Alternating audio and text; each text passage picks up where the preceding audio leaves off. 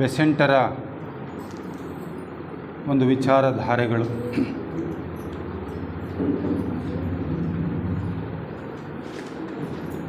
ಒಂದು ಬಹಳ ಸುಂದರವಾದ ಮಾತನ್ನು ನಾವು ಕೇಳಿದ್ದೇವೆ.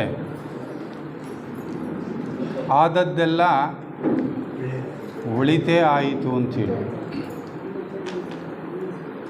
ಬೆಸೆಂಟರ ಜೀವನವನ್ನು ನಾವು ನೋಡುವಾಗ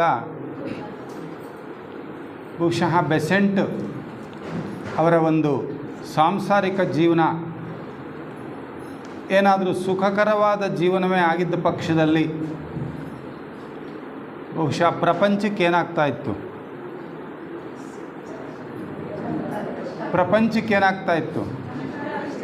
ತುಂಬಲಾರದ ಒಂದು ನಷ್ಟ ಆಗ್ತಾಯಿತ್ತೇನೋ. ಅವರ ವೈಯಕ್ತಿಕ ಜೀವನ ಎಷ್ಟು ಯಾತನೆಗಳಿಂದ ಕೂಡಿತೋ ಅಷ್ಟೇ ಅವರಿಂದ ಪ್ರಪಂಚಕ್ಕೆ ಒಂದು ಮಹತ್ ಕಾರ್ಯ ನಡೆಯಿತು.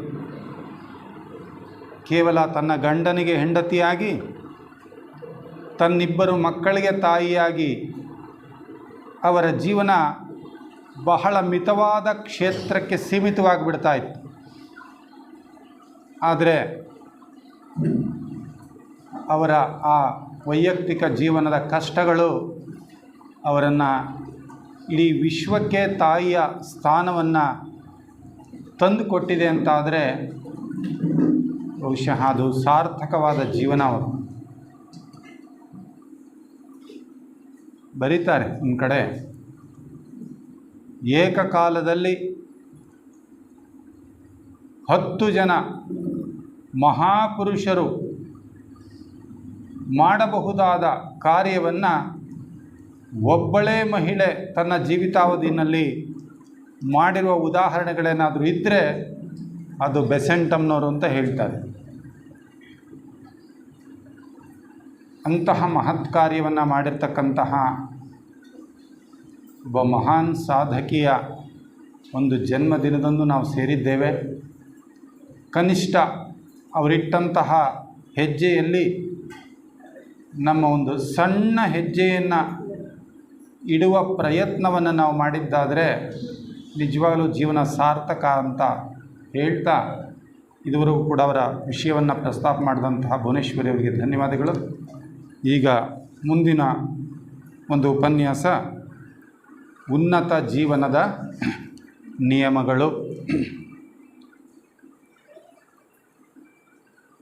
ಇದು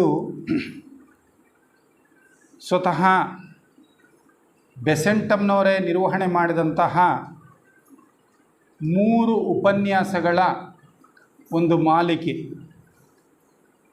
ಆ 3 ಉಪನ್ಯಾಸಗಳ ಒಂದು ಸಾರವೇ ಈ ದಿನದ ನನ್ನ ಉಪನ್ಯಾಸದ ವಸ್ತು ವಿಷಯ. 3 ಪದಗಳನ್ನು ನಾವಲ್ಲಿ ನೋಡ್ತಾ ಇದ್ದೇವೆ. ಉನ್ನತ ಜೀವನ ನಿಯಮ. 3 ಪದಗಳಿದೆ ಇಲ್ಲಿ. ಉನ್ನತ ಜೀವನ ನಿಯಮ. ಈ ಜೀವನ ಅಂತಕ್ಕಂಥದ್ದು ಕಾಮನ್ ಫ್ಯಾಕ್ಟರ್. ಖನಿಜ ವರ್ಗದಿಂದ ಮೊದಲುಗೊಂಡು ಮನುಷ್ಯನವರೆಗೆ ನಾವೆಲ್ಲ ಜೀವನವನ್ನು ಮಾಡ್ತಾನೇ ಇದ್ದೇವೆ. ಒಂದು ಖನಿಜವೂ ಕೂಡ ಜೀವಿಸ್ತಾ ಇದೆ, ಒಂದು ಸಸ್ಯವೂ ಜೀವಿಸ್ತಾ ಇದೆ, ಮನುಷ್ಯನೂ ಪ್ರಾಣಿನೂ ಜೀವಿಸ್ತಾ ಇದೆ, ಒಬ್ಬ ಮನುಷ್ಯನೂ ಕೂಡ ಜೀವನ ಮಾಡ್ತಾ ಇದ್ದಾನೆ. ಆದರೆ ಈ ಮೊದಲ ಮತ್ತು ಕೊನೆ 2 ಶಬ್ದಗಳಿದ್ದಾವಲ್ಲ, ಮೊದಲನೇ ಶಬ್ದ ಉನ್ನತ, ಕೊನೆ ಶಬ್ದ ನಿಯಮ. ಈ ಉನ್ನತ ಮತ್ತು ಈ ನಿಯಮ ಅಂತಕ್ಕಂಥದ್ದು ಯಾವ ಒಂದು ಜೀವವರ್ಗಕ್ಕೆ ಮಾತ್ರ ಸೀಮಿತ ಆಗಿದೆ? ಈಗ ಥಿಯೋಸಫಿ ಪ್ರಕಾರ ಖನಿಜ, ಸಸ್ಯ, ಪ್ರಾಣಿ, ಮಾನವ ವರ್ಗ, ಈ ಕೆಳಗಿನ ಲೋಕಕ್ಕೆ ಸಂಬಂಧಪಟ್ಟಂತೆ 4 ಜೀವವರ್ಗಗಳು ಇದೆ. ಈ ಉನ್ನತ ಮತ್ತು ನಿಯಮಗಳು ಅನ್ನುವಂಥ ವಿಚಾರ ಇದೆಯಲ್ಲ, ಇದು ಈ 4 ಜೀವವರ್ಗಗಳಲ್ಲಿ ಕೇವಲ ಯಾವ ಜೀವವರ್ಗಕ್ಕೆ ಮಾತ್ರ ಸಂಬಂಧಪಡುತ್ತೆ? ಮಾನವ ವರ್ಗಕ್ಕೆ. ಯಾಕೆಂದರೆ ಯಾವುದೇ ಖನಿಜಕ್ಕಾಗಲಿ, ಸಸ್ಯಕ್ಕಾಗಲಿ, ಪ್ರಾಣಿಗಾಗಲಿ ನಾನು ಉನ್ನತ ಜೀವನವನ್ನು ಮಾಡಬೇಕು, ನೇಮಬದ್ಧವಾಗಿ ಜೀವನ ಮಾಡಬೇಕು ಅನ್ನುವಂತಹ ಯಾವ ವಿವೇಚನಾ ಶಕ್ತಿ ಆದರೂ ಕೂಡ ಅವುಗಳಿಗಿದೆಯಾ? ಇಲ್ಲ. ಈ ವಿವೇಚನಾ ಶಕ್ತಿ ಇರತಕ್ಕಂಥದ್ದು ಕೇವಲ ಮಾನವ ವರ್ಗಕ್ಕೆ ಮಾತ್ರವೇ. ಅದರಿಂದ ಇಂತಹ ಒಂದು ವಿಶೇಷ ಸವಲತ್ತನ್ನು ಪಡೆದುಕೊಂಡಿರುವಂತಹ ನಾವು ಮನುಷ್ಯರು ನಮ್ಮ ಜೀವನ ಹೇಗಿರಬೇಕು ಅನ್ನೋದನ್ನು ಮೊದಲನೇ ಶಬ್ದ ಹೇಳ್ತಾ ಇದೆ. ಹೇಗಿರಬೇಕು ಜೀವನ? ಉನ್ನತವಾಗಿರಬೇಕು. ಉನ್ನತವಾಗಿರಬೇಕು ಅನ್ನೋದಾದರೆ ಹೇಗಿರಬೇಕು ಅನ್ನೋದನ್ನು ಕೊನೆ ಶಬ್ದ ಹೇಳ್ತಾ ಇದೆ. ಹೇಗಿರಬೇಕು? ನಿಯಮಬದ್ಧವಾಗಿರಬೇಕು. ನಿಯಮಗಳ ಬೆಳಕಿನಲ್ಲಿ ನಾವು ಜೀವನವನ್ನು ಮಾಡಿದ್ರೆ ಅದು ಎಂಥ ಜೀವನ ಆಗುತ್ತೆ? ಉನ್ನತ ಜೀವನ ಆಗುತ್ತೆ. ಉನ್ನತ ಜೀವನ ನಮ್ದು ಆಗಬೇಕು ಅನ್ನೋದು ನಮಗೆ ಅರಿವಿದ್ದರೆ ಅದು ನಿಯಮಗಳ ಬೆಳಕಿನಲ್ಲಿ ನಡೀಬೇಕಾಗ್ತದೆ. ನಿಯಮಬದ್ಧವಾದಂಥ ಜೀವನ ನಮ್ಮದಾಗಬೇಕಾಗುತ್ತೆ. ಹಾಗಿದ್ರೆ ಮಾತ್ರ ಅದು ಉನ್ನತವಾದಂಥ ಜೀವನ ಆಗುತ್ತೆ. ಈ ಹಿನ್ನೆಲೆಯಲ್ಲಿ ಬೆಸೆಂಟಮ್ನವರು ನಮಗೆ 3 ಮುಖ್ಯ ನಿಯಮಗಳನ್ನು ಕೊಡುವ ಪ್ರಯತ್ನ ಮಾಡಿದ್ದಾರೆ ಈ ಒಂದು ಉಪನ್ಯಾಸ ಮಾಲಿಕೆಯಲ್ಲಿ. ಅವರು ಅಡಿಯಾರ್ನ ಕನ್ವೆನ್ಷನ್ನಲ್ಲಿ 3 ಭಾಗವಾಗಿ ಈ ಉಪನ್ಯಾಸವನ್ನು ಮಾಡಿದ್ದಾರೆ. ಆ 3 ನಿಯಮಗಳು ಯಾವುದು ಅಂತ ನಾವು ನೋಡಿದರೆ, ವಿಶಾಲ ಪ್ರಜ್ಞೆಯ ನಿಯಮ, the law of larger consciousness. ಎರಡನೇ ನಿಯಮ ದಿ ಲಾ ಆಫ್ ಡ್ಯೂಟಿ, ಕರ್ತವ್ಯ ನಿಯಮ. ಮೂರನೇದು ದಿ ಲಾ ಆಫ್ ಸ್ಯಾಕ್ರಿಫೈಸ್, ತ್ಯಾಗದ ನಿಯಮ. ಈ 3 ನಿಯಮಗಳನ್ನು ಅವರಿಗೆ ನಮಗೆ ಕೊಟ್ಟಿದ್ದಾರೆ. ವಿಶಾಲ ಪ್ರಜ್ಞೆಯ ನಿಯಮ, ಕರ್ತವ್ಯದ ನಿಯಮ, ತ್ಯಾಗದ ನಿಯಮ. ಈ 3 ನಿಯಮಗಳನ್ನು ನಾವು ಅಳವಡಿಸ್ಕೊಳ್ಳೋದ್ರ ಮೂಲಕ ನಮ್ಮ ಜೀವನವನ್ನು ಉನ್ನತವನ್ನಾಗಿ ಮಾಡಿಕೊಳ್ಳಬಹುದು ಅನ್ನುವಂಥದ್ದು. ಇಲ್ಲಿ ಒಂದು ಪ್ರಶ್ನೆ ಬರ್ತದೆ ಅಂತ ಅವರೇ ಹೇಳ್ತಾರೆ ಬೆಸೆಂಟಮ್ನವರು. ನಾವಿಲ್ಲಿ ಆಧ್ಯಾತ್ಮ ವಿಚಾರಗಳನ್ನು ಮಾಡುವಾಗ ಈ ನಿಯಮಗಳು ಅಥವಾ ಕಾನೂನು, ಲಾ ಅನ್ನೋದ್ರ ಜೊತೆಯಲ್ಲಿ ಆಧ್ಯಾತ್ಮ ಜೀವಿತಕ್ಕೂ ಈ ಕಾನೂನು ಅಥವಾ ನಿಯಮಕ್ಕೂ ಕೂಡ ಏನಾದರೂ ಸಂಬಂಧ ಇದೆಯಾ ಅನ್ನುವ ಪ್ರಶ್ನೆ ನಮಗೆ ಎದುರಾಗಬಹುದು. ಆದರೆ ಖಂಡಿತವಾಗಿಯೂ ಸಂಬಂಧ ಇದೆ.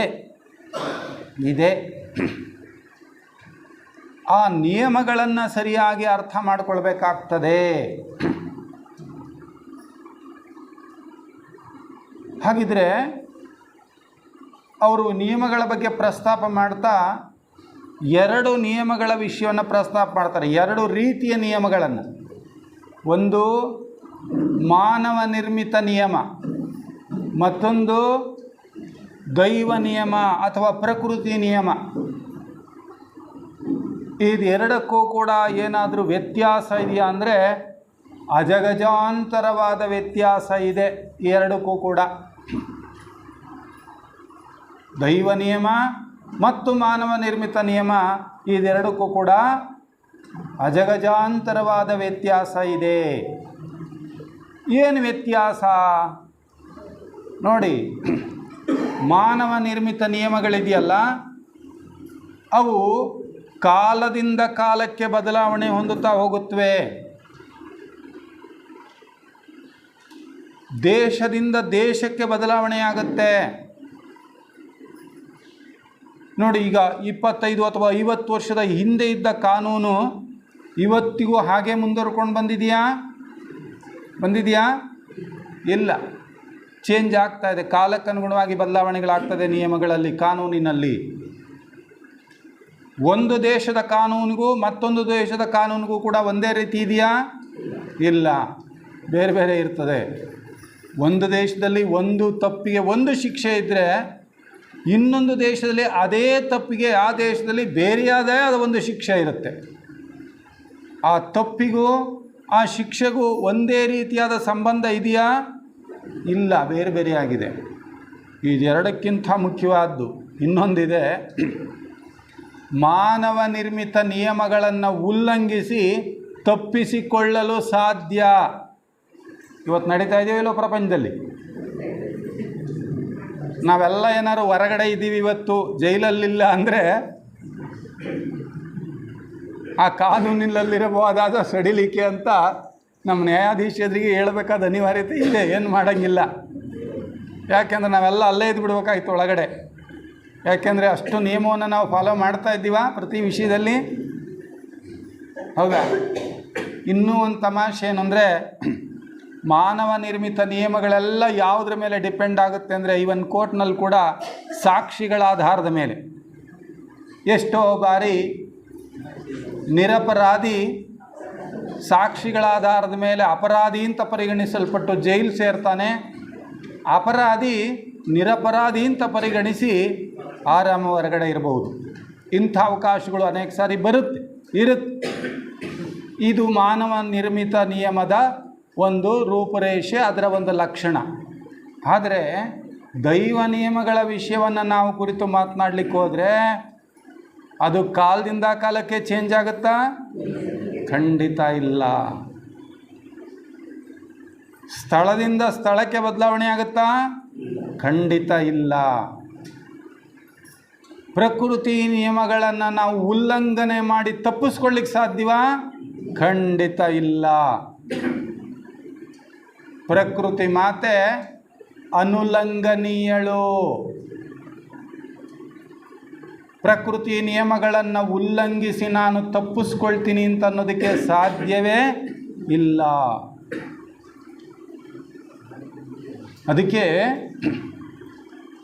ಈ ಪ್ರಕೃತಿ ನಿಯಮಗಳನ್ನು ನಾವು ಸರಿಯಾಗಿ ಅರ್ಥ ಮಾಡಿಕೊಂಡಿದ್ದೇ ಆದರೆ, ಯಾವ ನಿಯಮಗಳ ಬಗ್ಗೆ ನಮಗೆ ಅರಿವಿಲ್ಲದೆ ಇದ್ದಾಗ ನಾವು ಆ ಪ್ರಕೃತಿಗೆ ಗುಲಾಮರಾಗಿರಬೇಕಾಗ್ತದೆಯೋ, ಅದೇ ಪ್ರಕೃತಿ ನಿಯಮಗಳನ್ನು ನಾವು ಸರಿಯಾಗಿ ಅರ್ಥ ಮಾಡಿಕೊಂಡಿದ್ದಾದರೆ ಆ ನಿಯಮಗಳೇ ನಮಗೆ ಗುಲಾಮರ ರೀತಿಯಲ್ಲಿ ನಮ್ಮ ಕೆಲಸವನ್ನು ನಾವು ಮಾಡಿಕೊಡುತ್ತವೆ ಅಂತ ಹೇಳ್ತಾರೆ. ಅದನ್ನೇ ಒಬ್ಬ ಮಹಾನ್ ಅನುಭಾವಿ ಒಂದು ಮಾತು ಹೇಳ್ತಾನೆ, nature is conquered by obedience ಅಂತೇಳಿ.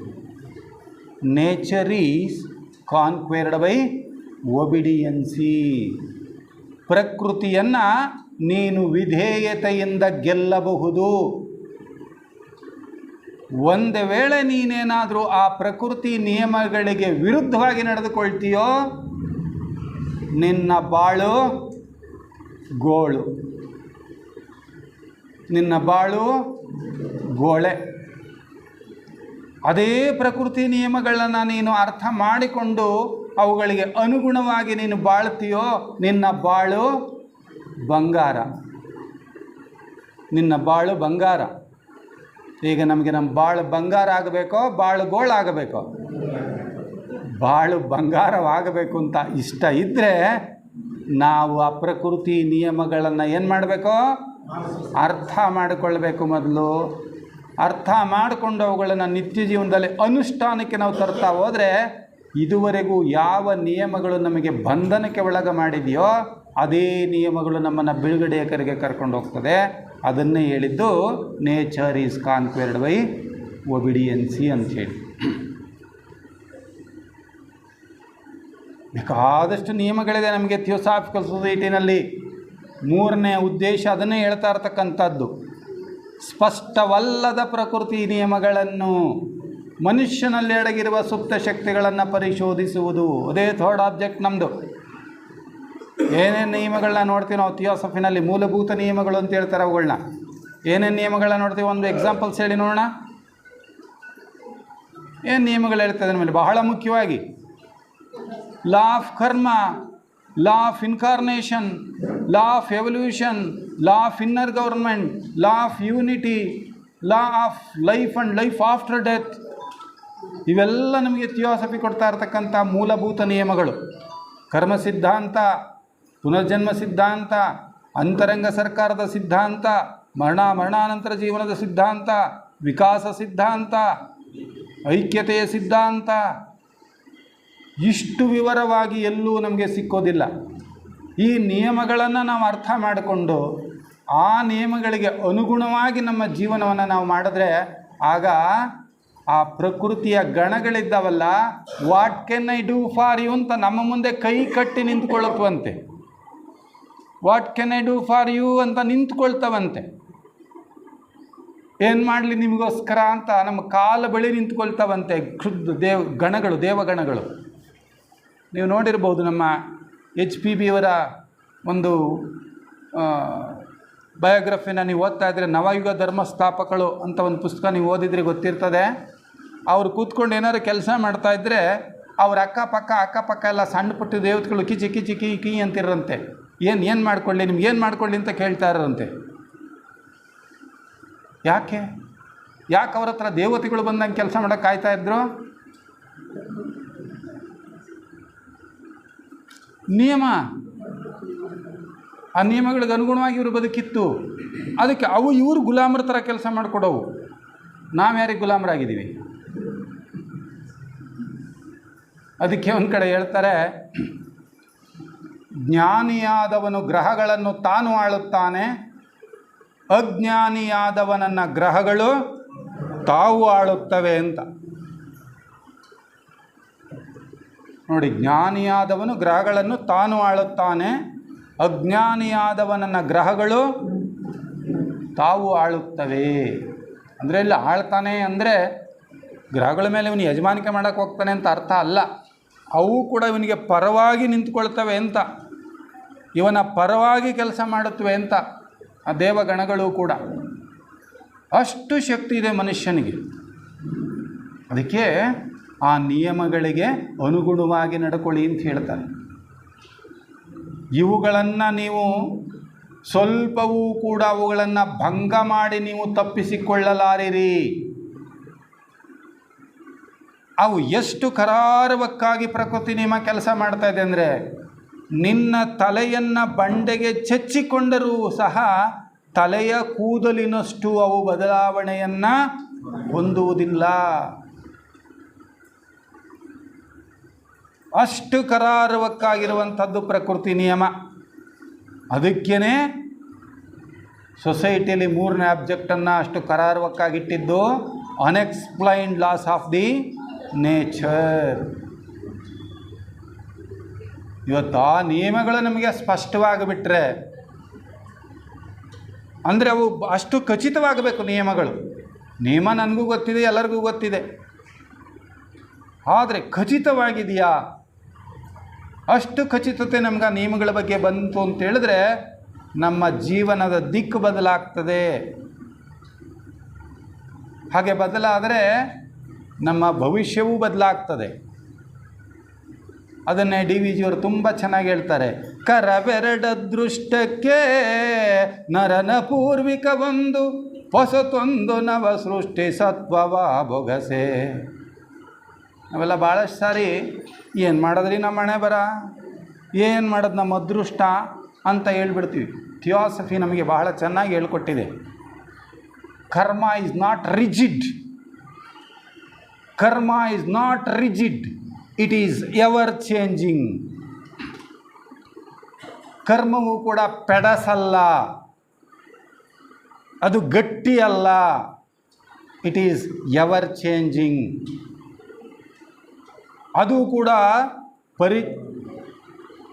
ಚಲನಶೀಲವಾಗಿರ್ತಕ್ಕಂಥದ್ದು. ಅದನ್ನು DVG ಅವರು ಹೇಳಿದ್ದು, ಕರವೆರಡದೃಷ್ಟಕ್ಕೆ ನರನ ಪೂರ್ವಿಕ ಒಂದು ಪೆಸತೊಂದು ನವ ಸೃಷ್ಟಿ ಸತ್ವವ ಬೊಗಸೆ. ಎರಡಿದವೆ ಅದೃಷ್ಟ ಅನ್ನೋ ಒಂದಕ್ಕೆ 2 ಕೈಗಳು. ಒಂದು ಕೈ ಯಾವುದು? ನರನ ಪೂರ್ವಿಕ, ಪೆರತೊಂದು ನವಸೃಷ್ಟಿ. ಇನ್ನೊಂದು ಕೈ ಯಾವುದಾದ್ರದ್ದು ಅದೃಷ್ಟದ್ದು? ನವಸೃಷ್ಟಿ. ಈಗೇನು ಮಾಡ್ತಾ ಇದ್ದೀಯ ನೀನು? Past is already dead. ಅದು ಸತ್ತು ಹೋಗ್ಬಿಟ್ಟಿದೆ. ನಿನ್ನೆ ನಾನೇನು ಮಾಡಿದ್ದೀನಿ ನನಗೆ ಗೊತ್ತಿಲ್ಲ, ನನ್ನ ನಿನ್ನೆಯನ್ನು ಐ ಕಾಂಟ್ ಚೇಂಜ್, ಅದನ್ನು ನನಗೆ ಬದಲಾಯಿಸಲಿಕ್ಕೆ ಸಾಧ್ಯ ಇಲ್ಲ. But present is in your hand. ವರ್ತಮಾನ ಇದೆಯಲ್ಲ, ಪ್ರೆಸೆಂಟ್ ಇದೆಯಲ್ಲ, ಅದು ನಿನ್ನ ಕೈನಲ್ಲಿದೆ.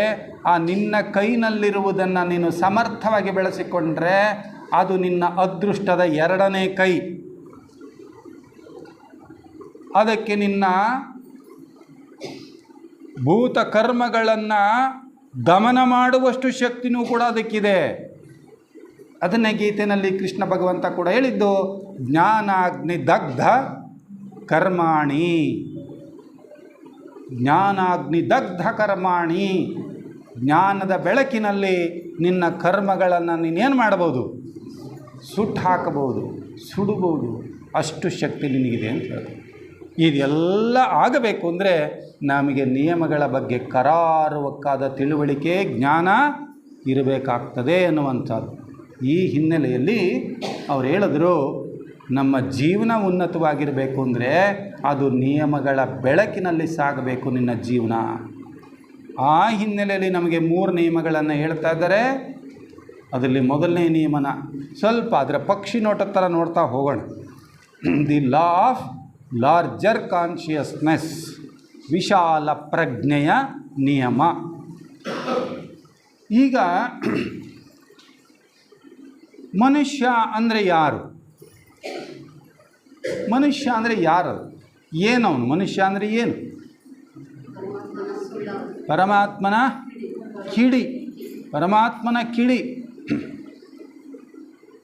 ಹಾಗಾದರೆ ಪರಮಾತ್ಮ ಅಂದರೆ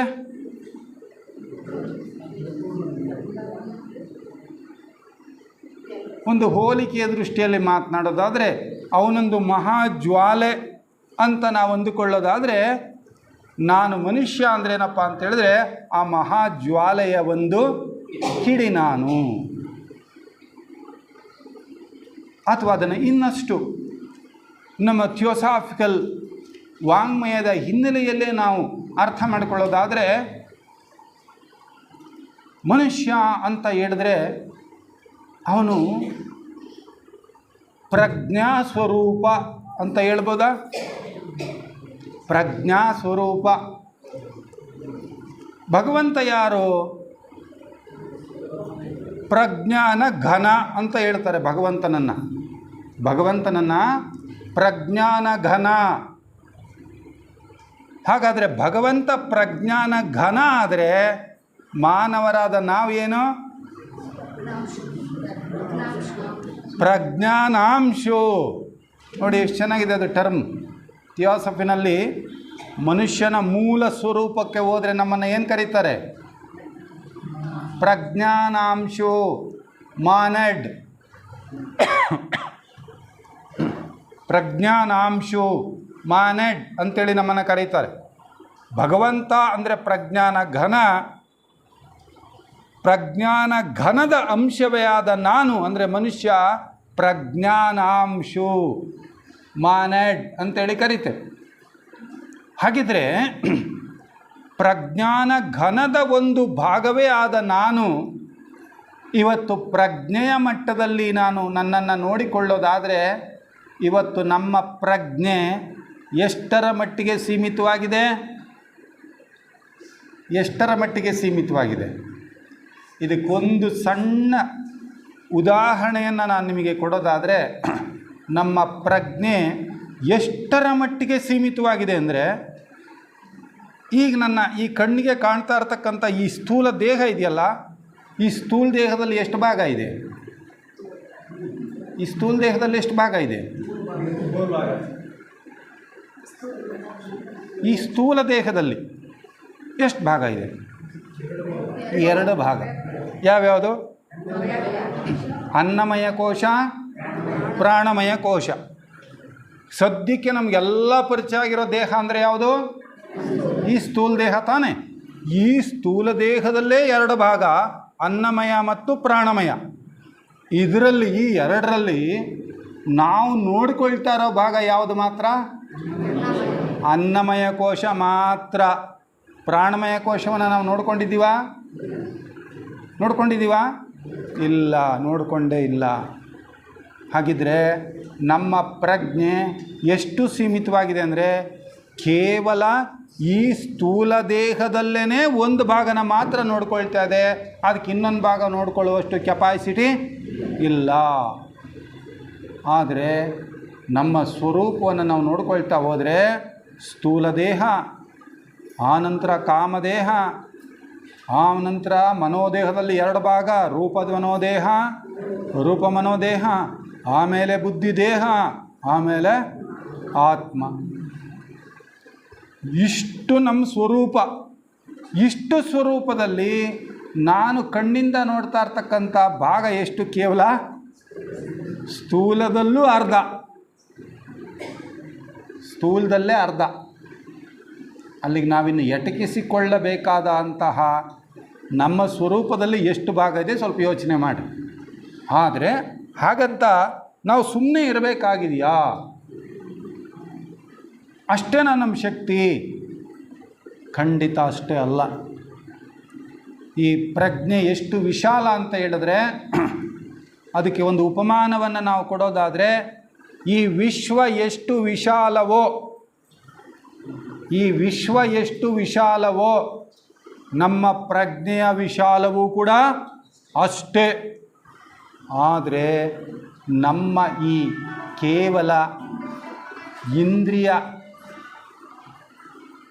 ಒಂದು ಮಿತಿಯಲ್ಲೇ ನಾವು ಬದುಕ್ತಾ ಇರೋದ್ರಿಂದ, ಇಂದ್ರಿಯಗಳ ಮಿತಿನಲ್ಲೇ ಬದುಕ್ತಾ ಇರೋದ್ರಿಂದ ಆ ವಿಶಾಲವಾದ ಪ್ರಜ್ಞೆಗೆ ನಾವು ಅತ್ಯಂತ ಒಂದು ಸಣ್ಣದಾದ ಎಲ್ಲೆ ಕಟ್ಟನ್ನು ಹಾಕ್ಕೊಂಡಿದ್ದೀವಿ. ಸೊ ಅಧ್ಯಾತ್ಮ ಜೀವಿತ ಅಂದರೆ ಇಂತಹ ಒಂದು ಸಣ್ಣ ಎಲ್ಲೆ ಕಟ್ಟಿನಿಂದ ನಮ್ಮ ಪ್ರಜ್ಞೆಯನ್ನು ವಿಸ್ತಾರ ಮಾಡ್ತಾ ಮಾಡ್ತಾ ಮಾಡ್ತಾ ಮಾಡ್ತಾ ಎಷ್ಟರವರೆಗೆ ವಿಸ್ತಾರ ಮಾಡಿಕೊಳ್ಳಬಹುದು? ನಮ್ಮ ಪ್ರಜ್ಞೆಯನ್ನು ಎಷ್ಟರವರೆಗೆ ಮಾಡಬಹುದು? ಈ ವಿಶ್ವ ಎಷ್ಟು ವಿಶಾಲವೋ ಅಷ್ಟರವರೆಗೆ ನಮ್ಮ ಪ್ರಜ್ಞೆಯನ್ನು ವಿಕಾಸ ಮಾಡಬಹುದಾದ ಎಲ್ಲ ಸಾಧ್ಯತೆಗಳು ನಮಗೆ ಇದೆ. ಅಷ್ಟು ಇದ್ದಾಗ್ಯೂ ಕೇವಲ ನಾವು ಒಂದು ಹುಳುವಿನ ರೀತಿಯಲ್ಲಿ ತನ್ನ ಗೂಡಿನೊಳಗೆ ಇದೇ ಪ್ರಪಂಚ ಅಂತ ಹೇಗೆ ಒಂದು ಸಣ್ಣ ಕ್ರಿಮಿ ವಾಸ ಮಾಡ್ತಾ ಇದೆಯೋ ಹಾಗೆ ನಾವು ಈ ಇಂದ್ರಿಯ ಜನ್ಯವಾದಂತಹ ಈ ಕೇವಲ ಈ ದೇಹ ಭಾವ ಮನಸ್ಸಿನ ಪರಿಮಿತಿಯಲ್ಲಿ ಸಿಕ್ಕಾಕೊಂಡು ವಿಲ ವಿಲ ವಿಲ ವಿಲ ಒದ್ದಾಡ್ತಾ ಇದ್ದೀವಿ. ಅದರಾಚೆಯೂ ಪ್ರಪಂಚ ಇದೆ, ಅದರಾಚೆಯೂ ಬದುಕಿದೆ ಅನ್ನುವಂಥ ಅರಿವು ನಮಗಿಲ್ಲ. ಅದಕ್ಕೆ ಬೆಸೆಂಟಮ್ನವ್ರು ಹೇಳ್ತಾರೆ, ನಿಮ್ಮ ಪ್ರಜ್ಞೆಯನ್ನು ವಿಶಾಲ ಮಾಡಿಕೊಳ್ಳಬೇಕು, ವಿಶಾಲವಾಗಬೇಕು.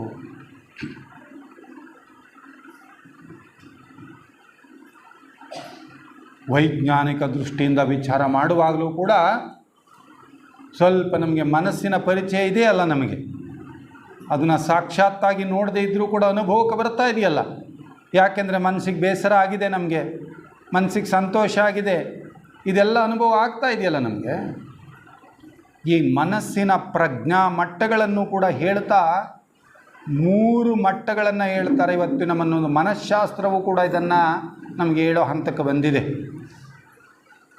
ಏನೇನಿದೆ ನಮ್ಮ ಪ್ರಜ್ಞಾ ಮಟ್ಟ? ಜಾಗ್ರತ್, ಸ್ವಪ್ನ, ಸುಷುಪ್ತಿ ಅಂತ ಒಂದು ರೀತಿಯಲ್ಲಿ ಹೇಳ್ಬೋದು. ಇನ್ನೊಂದು ರೀತಿಯಲ್ಲಿ ನಮ್ಮ ಪ್ರಜ್ಞೆಯ ಮಟ್ಟವನ್ನು ನಾವು ಅಳೆಯೋದಾದರೆ ಕಾನ್ಷಿಯಸ್, ಅನ್ಕಾನ್ಷಿಯಸ್ ಆ್ಯಂಡ್ ಸಬ್ಕಾನ್ಷಿಯಸ್. ಎಚ್ಚೆತ್ತ ಪ್ರಜ್ಞೆ, ಸುಪ್ತ ಪ್ರಜ್ಞೆ, ಅರೆಸುಪ್ತ ಪ್ರಜ್ಞೆ. ನಾವು ಈ 3 ಮಟ್ಟಗಳಲ್ಲಿ ಕೆಲಸ ಮಾಡ್ತಾ ಇದ್ದೇವೆ. ನಮ್ಮ ಪ್ರಜ್ಞೆ ಈ 3 ಮಟ್ಟಗಳಲ್ಲಿ ಕೆಲಸ ಮಾಡ್ತಾ ಇದೆ. ಎಚ್ಚೆತ್ತ ಪ್ರಜ್ಞೆ, ಕಾನ್ಷಿಯಸ್ ಮೈಂಡ್. ಈಗೆಲ್ಲ ನಾವು ಕಾನ್ಷಿಯಸ್ ಮೈಂಡಲ್ಲಿ ಇದ್ದೀವಿ, ಎಚ್ಚೆತ್ತ ಪ್ರಜ್ಞೆಯಲ್ಲಿ ನಾವಿದ್ದೇವೆ. Unconscious mind. ಈಗ ಕಾನ್ಷಿಯಸ್ ಮೈಂಡ್ ಎಷ್ಟಿದೆ, ಅನ್ಕಾನ್ಷಿಯಸ್ ಮೈಂಡ್ ಎಷ್ಟಿದೆ ಅಂತ ನಾವು ನೋಡಿದ್ರೆ, ನಿಮಗೊಂದು ಉದಾಹರಣೆಯನ್ನು ಕೊಡೋದಾದರೆ, ಒಂದು ದೊಡ್ಡ ಮಂಜುಗಡ್ಡೆಯ ತುಣುಕನ್ನು, ಒಂದು ದಪ್ಪನಾದ ಮಂಜುಗಡ್ಡೆಯ ತುಂಡನ್ನು ನೀರಿನೊಳಗಡೆ ಹಾಕಿದ್ರೆ ಆ ನೀರಿನಲ್ಲಿ ಮುಳುಗಿರುವ ಭಾಗ ಮತ್ತು ತೇಲುವ ಭಾಗ ಎಷ್ಟಿರುತ್ತೆ ಅಂತ ಗೊತ್ತಾ ನಿಮಗೆ? ಮುಳುಗಿರೋ ಭಾಗ ಜಾಸ್ತಿನೋ ಕಡಿಮೆನೋ?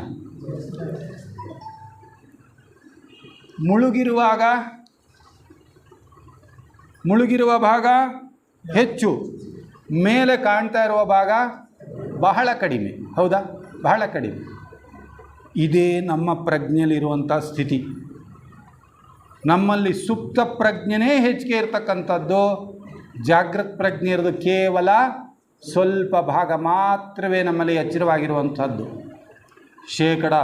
90% ನಮ್ಮಲ್ಲಿ ಎಚ್ಚರನೇ ಆಗಿಲ್ಲ.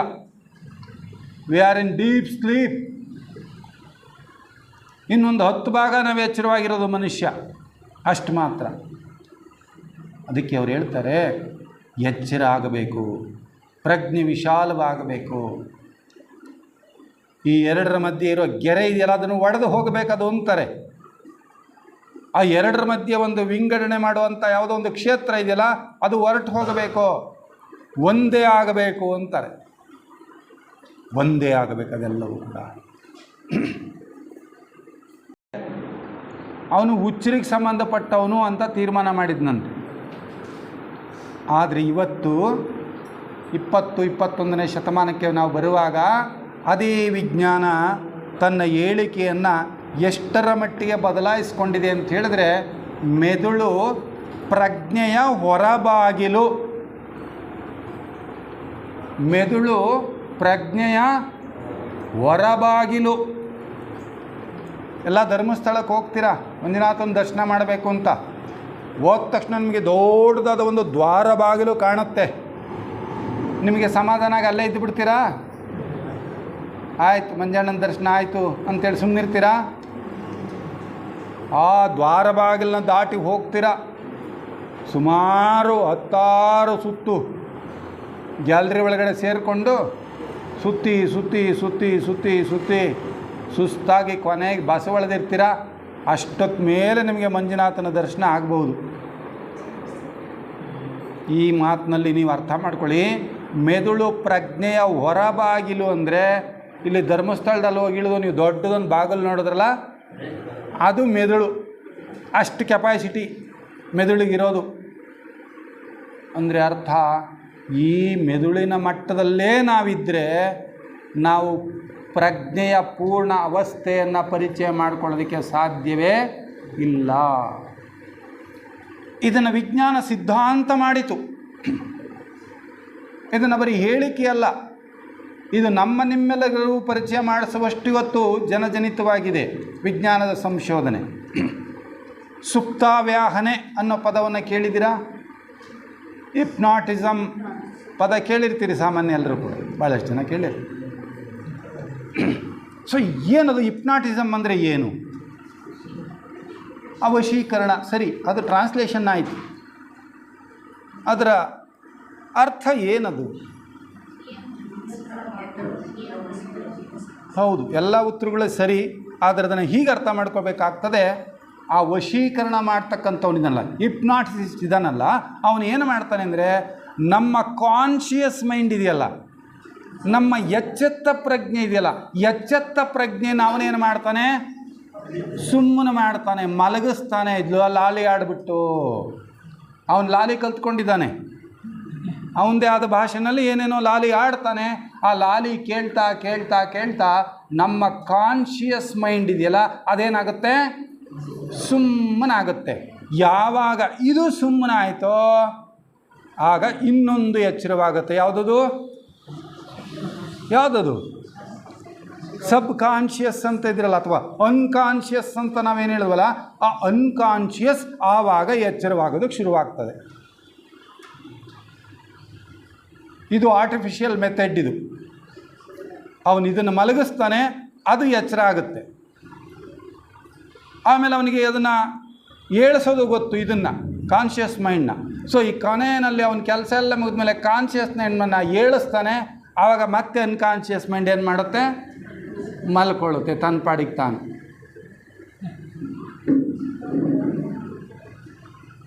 ಇಲ್ಲಿ ಒಂದು ಸಣ್ಣ ಎಕ್ಸಾಂಪಲ್ ನಿಮಗೆ ಕೊಡಬೇಕು ಅಂದರೆ, ಒಬ್ಬ ನಿರಕ್ಷರ ಕುಕ್ಷಿಯಾದಂತಹ ಒಬ್ಬ ರೈತ ಮಹಿಳೆ.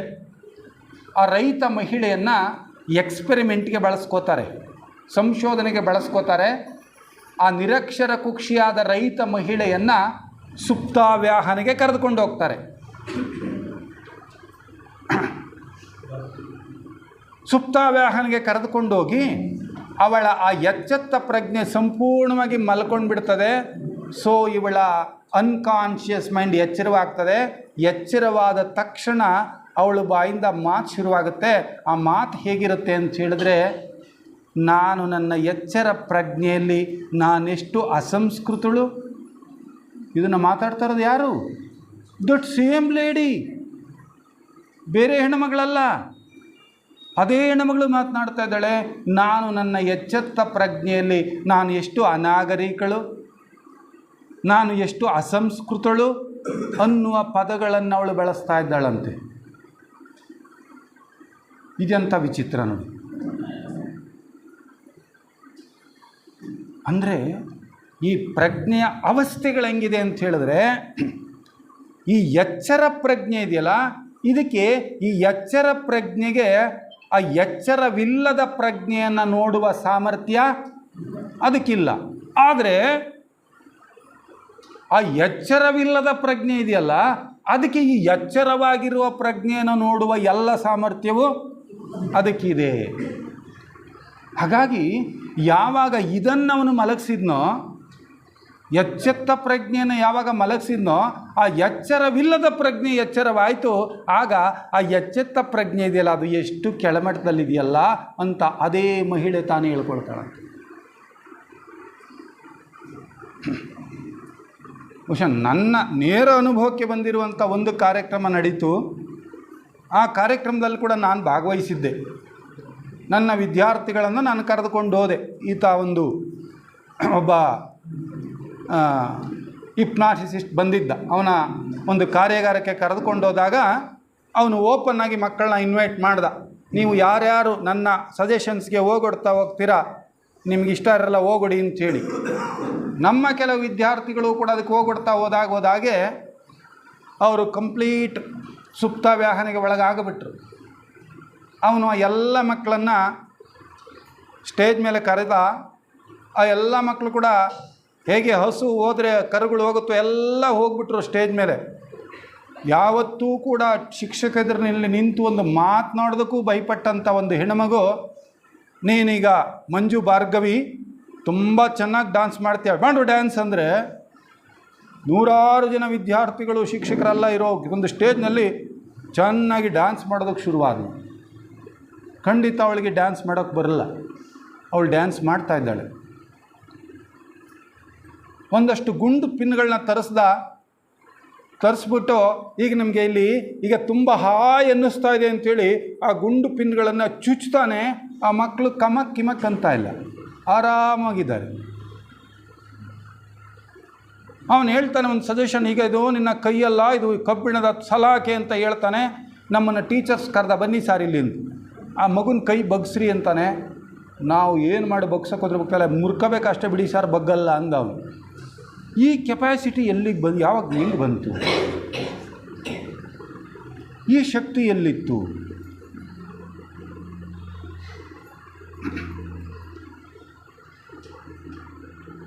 ಇಂತಹ ಶಕ್ತಿಗಳು ನಮ್ಮ ಒಳಗಡೆ ಇದ್ದಾವೆ. ಕಣ್ಣುಗಳನ್ನು ಪೂರ್ಣವಾಗಿ ಕಟ್ಟಿ ಎಲ್ಲ ಲೈಟ್ಗಳನ್ನ ಆಫ್ ಮಾಡಿ ಅವನ ಕೈಗೆ ಒಂದು ಪುಸ್ತಕವನ್ನು ಕೊಟ್ಟಿದ್ದನ್ನು ಓದು ಅಂತ ಹೇಳಿದ್ರೆ, ಈ can read without light, without ice even. How it is possible? ಹೇಗೆ ಸಾಧ್ಯ ಅದು? ಅದು ನಮ್ಮ ಪ್ರಜ್ಞೆಗೆ ಸಾಧ್ಯ. ಅದನ್ನೇ ನಾವಿವತ್ತು ಕ್ಲೇರ್ವಾಯಂಟ್ ಅಂತಕ್ಕಂಥದ್ದು, ದಿವ್ಯ ದೃಷ್ಟಿ, ದಿವ್ಯ ಶ್ರವಣ ಅಂತೆಲ್ಲ ಕರಿತೀವಲ್ಲ, ಇದು ಎಲ್ಲರಿಗೂ ಸಾಧ್ಯ. ಯಾರೋ ಕೆಲವರಿಗೆ ಮಾತ್ರ ಅಂತ ಇಲ್ಲ. ಯಾರು ಸಾಧನೆ ಮಾಡ್ತಾರೋ ಅವರೆಲ್ಲರಿಗೂ ಎಟಕಬಹುದಾದಂತಹ ಒಂದು ಸ್ಥಿತಿಗಳಿದು. ಹಾಗಾಗಿ ಪ್ರಜ್ಞೆಯನ್ನು ನೀವು ವಿಶಾಲ ಮಾಡ್ಕೊಳ್ತಾ ಹೋಗ್ರಿ ಎಂದು. ಆದರೆ ನಮ್ಮಲ್ಲಿ ಏನಾಗಿದೆ ಸಮಸ್ಯೆ ಅಂತ ಹೇಳಿದ್ರೆ, ನಾವು ನಮ್ಮ ಪ್ರಜ್ಞೆಯನ್ನು ಕೇವಲ ಈ ಐಹಿಕ ಈ ಇಂದ್ರಿಯ ಗೋಚರ ಪ್ರಪಂಚದ ಮಟ್ಟದಲ್ಲೇ ನಾವು ಬದುಕ್ತಾ ಇರೋದ್ರಿಂದ ಅದರ ಆಚೆದು ನಮಗೆ ಗೊತ್ತಾಗ್ತಾ ಇಲ್ಲ, ಆಚೆದು ಗೊತ್ತಾಗ್ತಾ ಇಲ್ಲ ನಮಗೆ. ಅದಕ್ಕೆ ಅವರು ಹೇಳ್ತಾರೆ, ಇವತ್ತೇನಾಗಿದೆ, 3 ಕರಣಗಳನ್ನು ನಾವು ಉಪಯೋಗಿಸ್ಕೊಂಡು ಕೆಲಸ ಮಾಡ್ತಾ ಇದ್ದೇವೆ ಪ್ರತಿಯೊಬ್ಬರು ಕೂಡ. ಆದರೆ ಆ 3 ಕರಣಗಳ ಮಧ್ಯದಲ್ಲಿ ಏನಿಲ್ಲ, ಒಂದರ ಜೊತೆಗೆ ಮತ್ತೊಂದು ಸಮರಸವಾಗಿಲ್ಲ. ಎತ್ತು ಏರಿಗೆಳೆಯುತ್ತೆ, ಇನ್ನೊಂದು ಕಡೆಗೆಳೆಯುತ್ತೆ. ನಮ್ಮ ಪರಿಸ್ಥಿತಿ ಹಾಗಿದೆ. ಅದಕ್ಕೆ ನಮ್ಮ ಪ್ರಜ್ಞೆ ಹಾಗೆ ವಿಶಾಲವಾಗಬೇಕು ಅನ್ನೋದಾದರೆ ಈ 3 ದೇಹಗಳಿದಾವಲ್ಲ, ನಮ್ಮ ದೇಹತ್ರಯಗಳು ಅಂತ ಏನು ಹೇಳ್ತೀವಲ್ಲ, ಸ್ಥೂಲ, ಕಾಮ ಮತ್ತು ಮನೋದೇಹ ಅಂತ 3 ಏನು ದೇಹಗಳು ಹೇಳ್ತೀವೋ, ಇವುಗಳ ಮಧ್ಯೆ ಒಂದು ಸಮರಸತೆಯನ್ನು ನೀವು ಸಾಧಿಸಬೇಕು, ಸಮರಸತೆಯನ್ನು ಸಾಧಿಸಬೇಕು.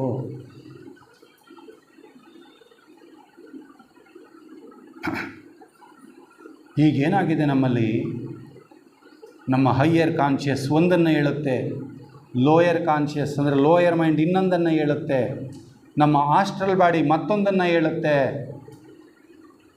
ಇವುಗಳ ಮಧ್ಯದಲ್ಲಿ ಎರಕ ಇಲ್ಲ, ಸಾಮರಸ್ಯ ಇಲ್ಲ. ಇದನ್ನು ನೀವು ಅರ್ಥ ಮಾಡಿಕೊಳ್ತಾ ಈ 3 ದೇಹಗಳಲ್ಲಿ ಸಮರಸತೆಯನ್ನು ಸಾಧಿಸಬೇಕು. ಅದು ಕೂಡ ಹೇಗಿರಬೇಕಾ ಸಮರಸತೆ ಅಂತ ಹೇಳಿದ್ರೆ, ಆ ಹೈಯರ್ ಕಾನ್ಷಿಯಸ್ ಏನಿದೆಯಲ್ಲ ಅದಕ್ಕೆ ಈ ಲೋಯರ್ ಕಾನ್ಷಿಯಸ್ಗಳನ್ನ ನೀವು ಒಡ್ಡಬೇಕು ಅಂತಾರೆ, ಅದಕ್ಕೆ ಸಮರ್ಪಣೆ ಮಾಡಿಕೊಳ್ಳಬೇಕು ಅವುಗಳಿಗೆ ಅಂತಾರೆ. ಹಾಗೆ ಸಮರ್ಪಣೆ ಮಾಡಿಕೊಂಡಾಗ ಈ ಕೆಳಗಿನ ದೇಹಗಳಿದಾವಲ್ಲ, ಅದು ಆ ಉನ್ನತ ದೇಹಗಳಿಗೆ ಅಡಿಯಾಳಾಗಬೇಕು. ತಮ್ಮನ್ನು ತಾವು ಸಮರ್ಪಣೆ ಮಾಡಿಕೊಳ್ಬೇಕು ಈ ಕೆಳಗಿನ ದೇಹಗಳು. ಯಾವಾಗ ನಮ್ಮ ಈ ಮನಸ್ಸಿನಲ್ಲಿ ಸಂಕಲ್ಪ ವಿಕಲ್ಪಗಳಿಲ್ಲದೆ ಇರತಕ್ಕಂತಹ ಒಂದು ಅತ್ಯಂತ ಪ್ರಗಾಢವಾದ ಮೌನ ಏರ್ಪಾಡಾಗ್ತದೋ, ಆ ಮೌನದಲ್ಲಿ ನಮ್ಮ ಆತ್ಮನ ಆವಿರ್ಭಾವ ಆಗ್ತದೆ. ಒಳಗಡೆ ನಮ್ಮ ಆತ್ಮ ಇದ್ದರೂ ಕೂಡ ಅವನನ್ನು ದರ್ಶಿಸಲಾರದ ಸ್ಥಿತಿಯಲ್ಲಿ ನಾವಿದ್ದೇವೆ.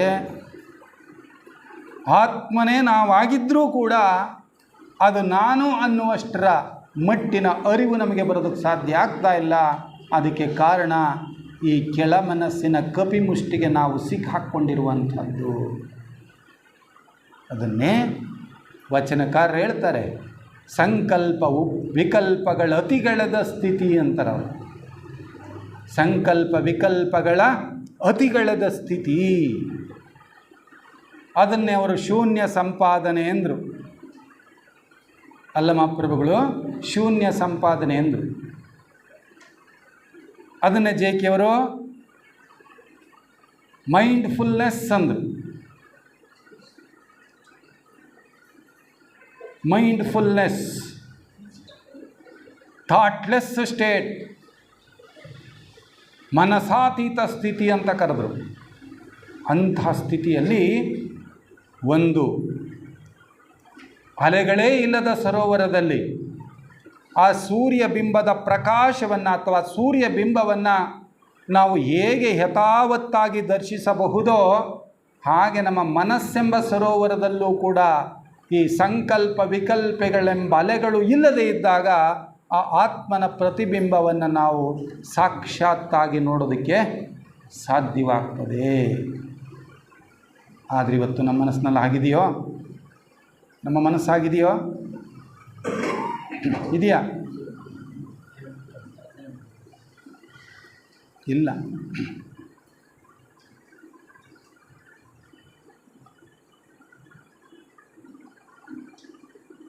ಕೇವಲ ಇಂದ್ರಿಯಗಳನ್ನು ನಿಗ್ರಹ ಮಾಡಬೇಕು ಅಂತ ಅಂದುಕೊಳ್ತೀವಿ. ಆ ಇಂದ್ರಿಯಗಳನ್ನು ಕೂಡ ನಾವು ನಿಗ್ರಹ ಮಾಡೋಕ್ಕಾಗೋದಿಲ್ಲ. ಅದಕ್ಕೆ ಶರಣರು ಹೇಳ್ತಾರೆ, ಉತ್ತವ ಬಡಿದಡೆ ಹಾವು ಸಾಯಬಲ್ಲುದೇ ಅಯ್ಯ. ಉತ್ತ ಬಡಿದ್ರೆ ಹಾವು ಸಾಯ್ತವ? ಸಾಯಲ್ಲ. ಅದಕ್ಕೆ ಅವ್ರು ಇನ್ನೂ ಚೆನ್ನಾಗಿ ಹೇಳ್ತಾರೆ, ಹತ್ತಿತ್ತ ಹರಿವ ಹಾವಿನ ಶಿರವ ಮೆಟ್ಟಬಲ್ಲಡೆ. ಒಂದು ಹಾವಿದೆ, ಆ ಹಾವನ್ನು ಕೊಲ್ಲಬೇಕು ಅಂತಂದರೆ ನೀವು ಆದರೆ ಹೋಗಿ ಬಾಲು ಕೊಡೋದ್ರೆ ಸಾಯ್ತಾ ಹಾವು? ಸಾಯೋದಿಲ್ಲ ಅಲ್ವಾ? ಎಲ್ಲಿಗೆ ಹೊಡಿಬೇಕು? ತಲೆಗೆ ಹೊಡಿಬೇಕು ಅಂತ. ಈ ಎಲ್ಲ ಇಂದ್ರಿಯಗಳ ತಲೆ ಯಾವುದು? ಮನಸ್ಸು. ಮನಸ್ಸು ಅದು ನಿಗ್ರಹ ಆಗಬಿಟ್ರೆ ಉಳಿದಿದ್ದೆಲ್ಲವೂ ಕೂಡ ಏನಾಗುತ್ತೆ? ತಾನೇ ವಶಕ್ಕೆ ಬಂದುಬಿಡುತ್ತೆ ಅಂತ. ಹಾಗಾಗಿ ಇವತ್ತು ಆ ಪ್ರಜ್ಞೆ ವಿಶಾಲವಾಗಬೇಕು ಅಂತಾದರೆ ನಾವು ಧ್ಯಾನಾದಿಗಳ ಮೂಲಕ ಈ ಮನಸ್ಸಿನ ಒಂದು ಏನು ವಿಚಿತ್ರ ವರ್ತನೆಗಳಿದೆಯಲ್ಲ ಅದನ್ನು ನಾವು ಗಮನಿಸುವಷ್ಟರ ಮಟ್ಟಕ್ಕೆ ಹೋಗಬೇಕು ನಾವು. ಅದಕ್ಕೇನೆ ಧ್ಯಾನ ಸಾಧಕರಿಗೆ ಬಹಳ ಮುಖ್ಯ ಅಂತ ಯಾಕೆ ಹೇಳ್ತಾರೆ ಅಂದರೆ, ಧ್ಯಾನದಲ್ಲಿ ಮಾತ್ರನೇ ನಮ್ಮ ಮನಸ್ಸನ್ನು ನಾವು ನೋಡ್ಕೊಳ್ಳೋಕೆ ಸಾಧ್ಯವಾಗೋದು. ಏಕಯನೋ ಮಗ್ಗು ಅಂದರು ಭಗವಾನ್ ಬುದ್ಧರು. ಇದೊಂದೇ ದಾರಿ ಅಂದರು. ಇದೊಂದೇ ದಾರಿ, ಅದೊಂದೇ ದಾರಿ ಇರೋದು. ಅದನ್ನೇ ಚನ್ನಬಸವಣ್ಣವ್ರು ಹೇಳ್ತಾರೆ. ಆಲಿನಿಂದೊಡೆ ಗಾಳಿ ನಿಲ್ಲುವುದು, ಆಳಿನಿಂದೊಡೆ ಗಾಳಿ ನಿಲ್ಲುವುದು, ಗಾಳಿನಿಂದೊಡೆ ಮನವು ನಿಲ್ಲುವುದು, ಮನವುನಿಂದೊಡೆ ಮೇಲ್ ಬಿಂದು ನಿಲ್ಲುವುದು, ಬಿಂದು ನಿಲೆ ಕಾಲ ಕರ್ಮಗಳು ಹೇಳ ಹೆಸರಿಲ್ಲವಾಗುವು ನೋಡ. ಎಷ್ಟು ಚೆನ್ನಾಗಿದೆ. It is scientific truth. ಹಾಲಿನಿಂದೊಡೆ ಗಾಳಿ ನಿಲ್ಲುವುದು, ಗಾಳಿನಿಂದೊಡೆ ಮನವು ನಿಲ್ಲುವುದು, ಮನವುನಿಂದೊಡೆ ಮೇಲ್ ಬಿಂದು ನಿಲ್ಲುವುದು, ಬಿಂದು ನಿಲೆ ಕಾಲ ಕರ್ಮಗಳು ಹೇಳ ಹೆಸರಿಲ್ಲವಾಗುವು ನೋಡ. ಹಾಲಿನಿಂದೊಡೆ ಅಂದರೆ ಕಣ್ಣಾಲಿಗಳು ಅಂತ. ಕಣ್ಣಾಲಿಗಳು ನಿಂತು ಬಿಟ್ಟರೆ ಇಟ್ ಈಸ್ ಸೈಂಟಿಫಿಕ್ ಟ್ರೂತ್.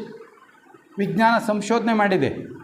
ನಮ್ಮ ಕಣ್ಣುಗುಡ್ಡೆಗಳು ಎಲ್ಲಿಯವರೆಗೆ ಚಲನೆ ಇಲ್ಲದೆ ಇರ್ತವೋ ಅಲ್ಲಿಯವರೆಗೂ ಕೂಡ ಅವು ಹೊರಗಿನ ಯಾವುದನ್ನು ಕೂಡ ರಿಜಿಸ್ಟರ್ ಮಾಡಿಕೊಳ್ಳೋದಿಲ್ಲ. ಕಣ್ಣುಗುಡ್ಡೆಗಳು ಸ್ಟ್ರಕ್ ಆಗಿಬಿಟ್ರೆ ಹೊರಗಿನ ಯಾವುದನ್ನು ಕೂಡ ಅದು ರಿಜಿಸ್ಟರ್ ಮಾಡ್ಕೊಳ್ಳೋಕ್ಕಾಗಲ್ಲ, ಅದಕ್ಕೆ ಶಕ್ತಿ ಕಳೆದೋಗ್ಬಿಡುತ್ತೆ ಅಂತಾರೆ. ಅಧ್ಯಾತ್ಮ ಸಾಧಕ ಪ್ರಯತ್ನ ಮಾಡ್ತಿರೋದು ಹೊರಗಿನಿಂದ ತನ್ನ ಪ್ರಜ್ಞೆಯನ್ನು ಹಿಮ್ಮುಖ ಮಾಡ್ಕೊಳ್ಳೋದಕ್ಕೆ. ಅದಕ್ಕೆ ಹಾಲಿನಿಂದೊಡೆ ಗಾಳಿ ನಿಲ್ಲುವುದು. ಸಹಜವಾಗಿ ನಮ್ಮ ಉಸಿರಾಟದ ವೇಗವೂ ತಗ್ಗಿಬಿಡುತ್ತಂತೆ. ಹಾಲಿನಿಂದೊಡೆ ಗಾಳಿ ನಿಲ್ಲುವುದು, ಗಾಳಿನಿಂದೊಡೆ ಮನವು ನಿಲ್ಲುವುದು. ನಮ್ಮ ಉಸಿರಾಟದ ಚಲನೆಯ ವೇಗಕ್ಕೂ ನಮ್ಮ ಮನಸ್ಸಿನ ಸಂಕಲ್ಪಗಳ ಚಲನೆಯ ವೇಗಕ್ಕೂ ಒಂದು ಸಂಬಂಧ ಇದೆ.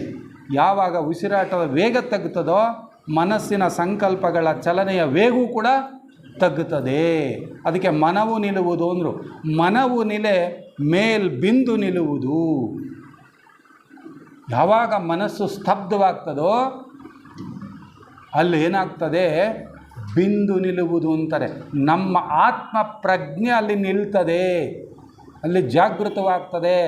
ಯಾವಾಗ ನಮ್ಮ ಒಂದು ಅಂಥ ಪ್ರಜ್ಞೆ ಜಾಗೃತವಾಗ್ತದೋ ಕಾಲ ಕರ್ಮಗಳು ಹೇಳ ಹೆಸರಿಲ್ಲವಾಗುವು ನೋಡ. ಯಾವಾಗ ನನ್ನ ಸ್ವಂತ ಪ್ರಜ್ಞೆಯಿಂದ ನನ್ನ ಕರ್ಮಗಳನ್ನು ನಾನು ನೋಡಿಕೊಳ್ಳೋದಕ್ಕೆ ಸಾಧ್ಯವಾಗುತ್ತೋ ಅಲ್ಲಿಂದ ಮುಂದಕ್ಕೆ ಐ ಕ್ಯಾನ್ ರೂಲ್ ಮೈ ಕರ್ಮ, ಐ ಕ್ಯಾನ್ ರೂಲ್ ಮೈ ಕರ್ಮ. ಯಾವ ಮಟ್ಟದಲ್ಲಿ ನನ್ನ ಕರ್ಮವನ್ನು ನಾನು ಸಾಕ್ಷಾತ್ತಾಗಿ ನೋಡಿಕೊಳ್ಳೋದಕ್ಕೆ ಸಾಧ್ಯವಾಗ್ತದೋ, ಈಗ ನನ್ನ ಕರ್ಮವನ್ನು ದೇವತೆಗಳು ನಿರ್ವಹಣೆ ಮಾಡಬೇಕಾಗಿಲ್ಲ, I can rule.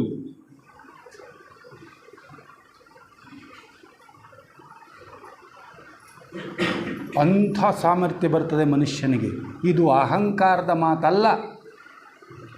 I can rule ಅನ್ನೋ ಮಾತಿದೆಯಲ್ಲ ಅದು ಅಹಂಕಾರದ ಪರಮಾವಧಿ ಅಲ್ಲ, ಸತ್ಯ ಸಾಕ್ಷಾತ್ಕಾರದ ಪರಮಾವಧಿ. ಅವನಿಗಿನ್ನ ತನ್ನ ಕರ್ಮ ಗೊತ್ತಾದಾಗ ಅದನ್ನು ವಿರೋಧಿಸಕ್ಕೆ ಹೋಗೋದಿಲ್ಲ. ಅವನು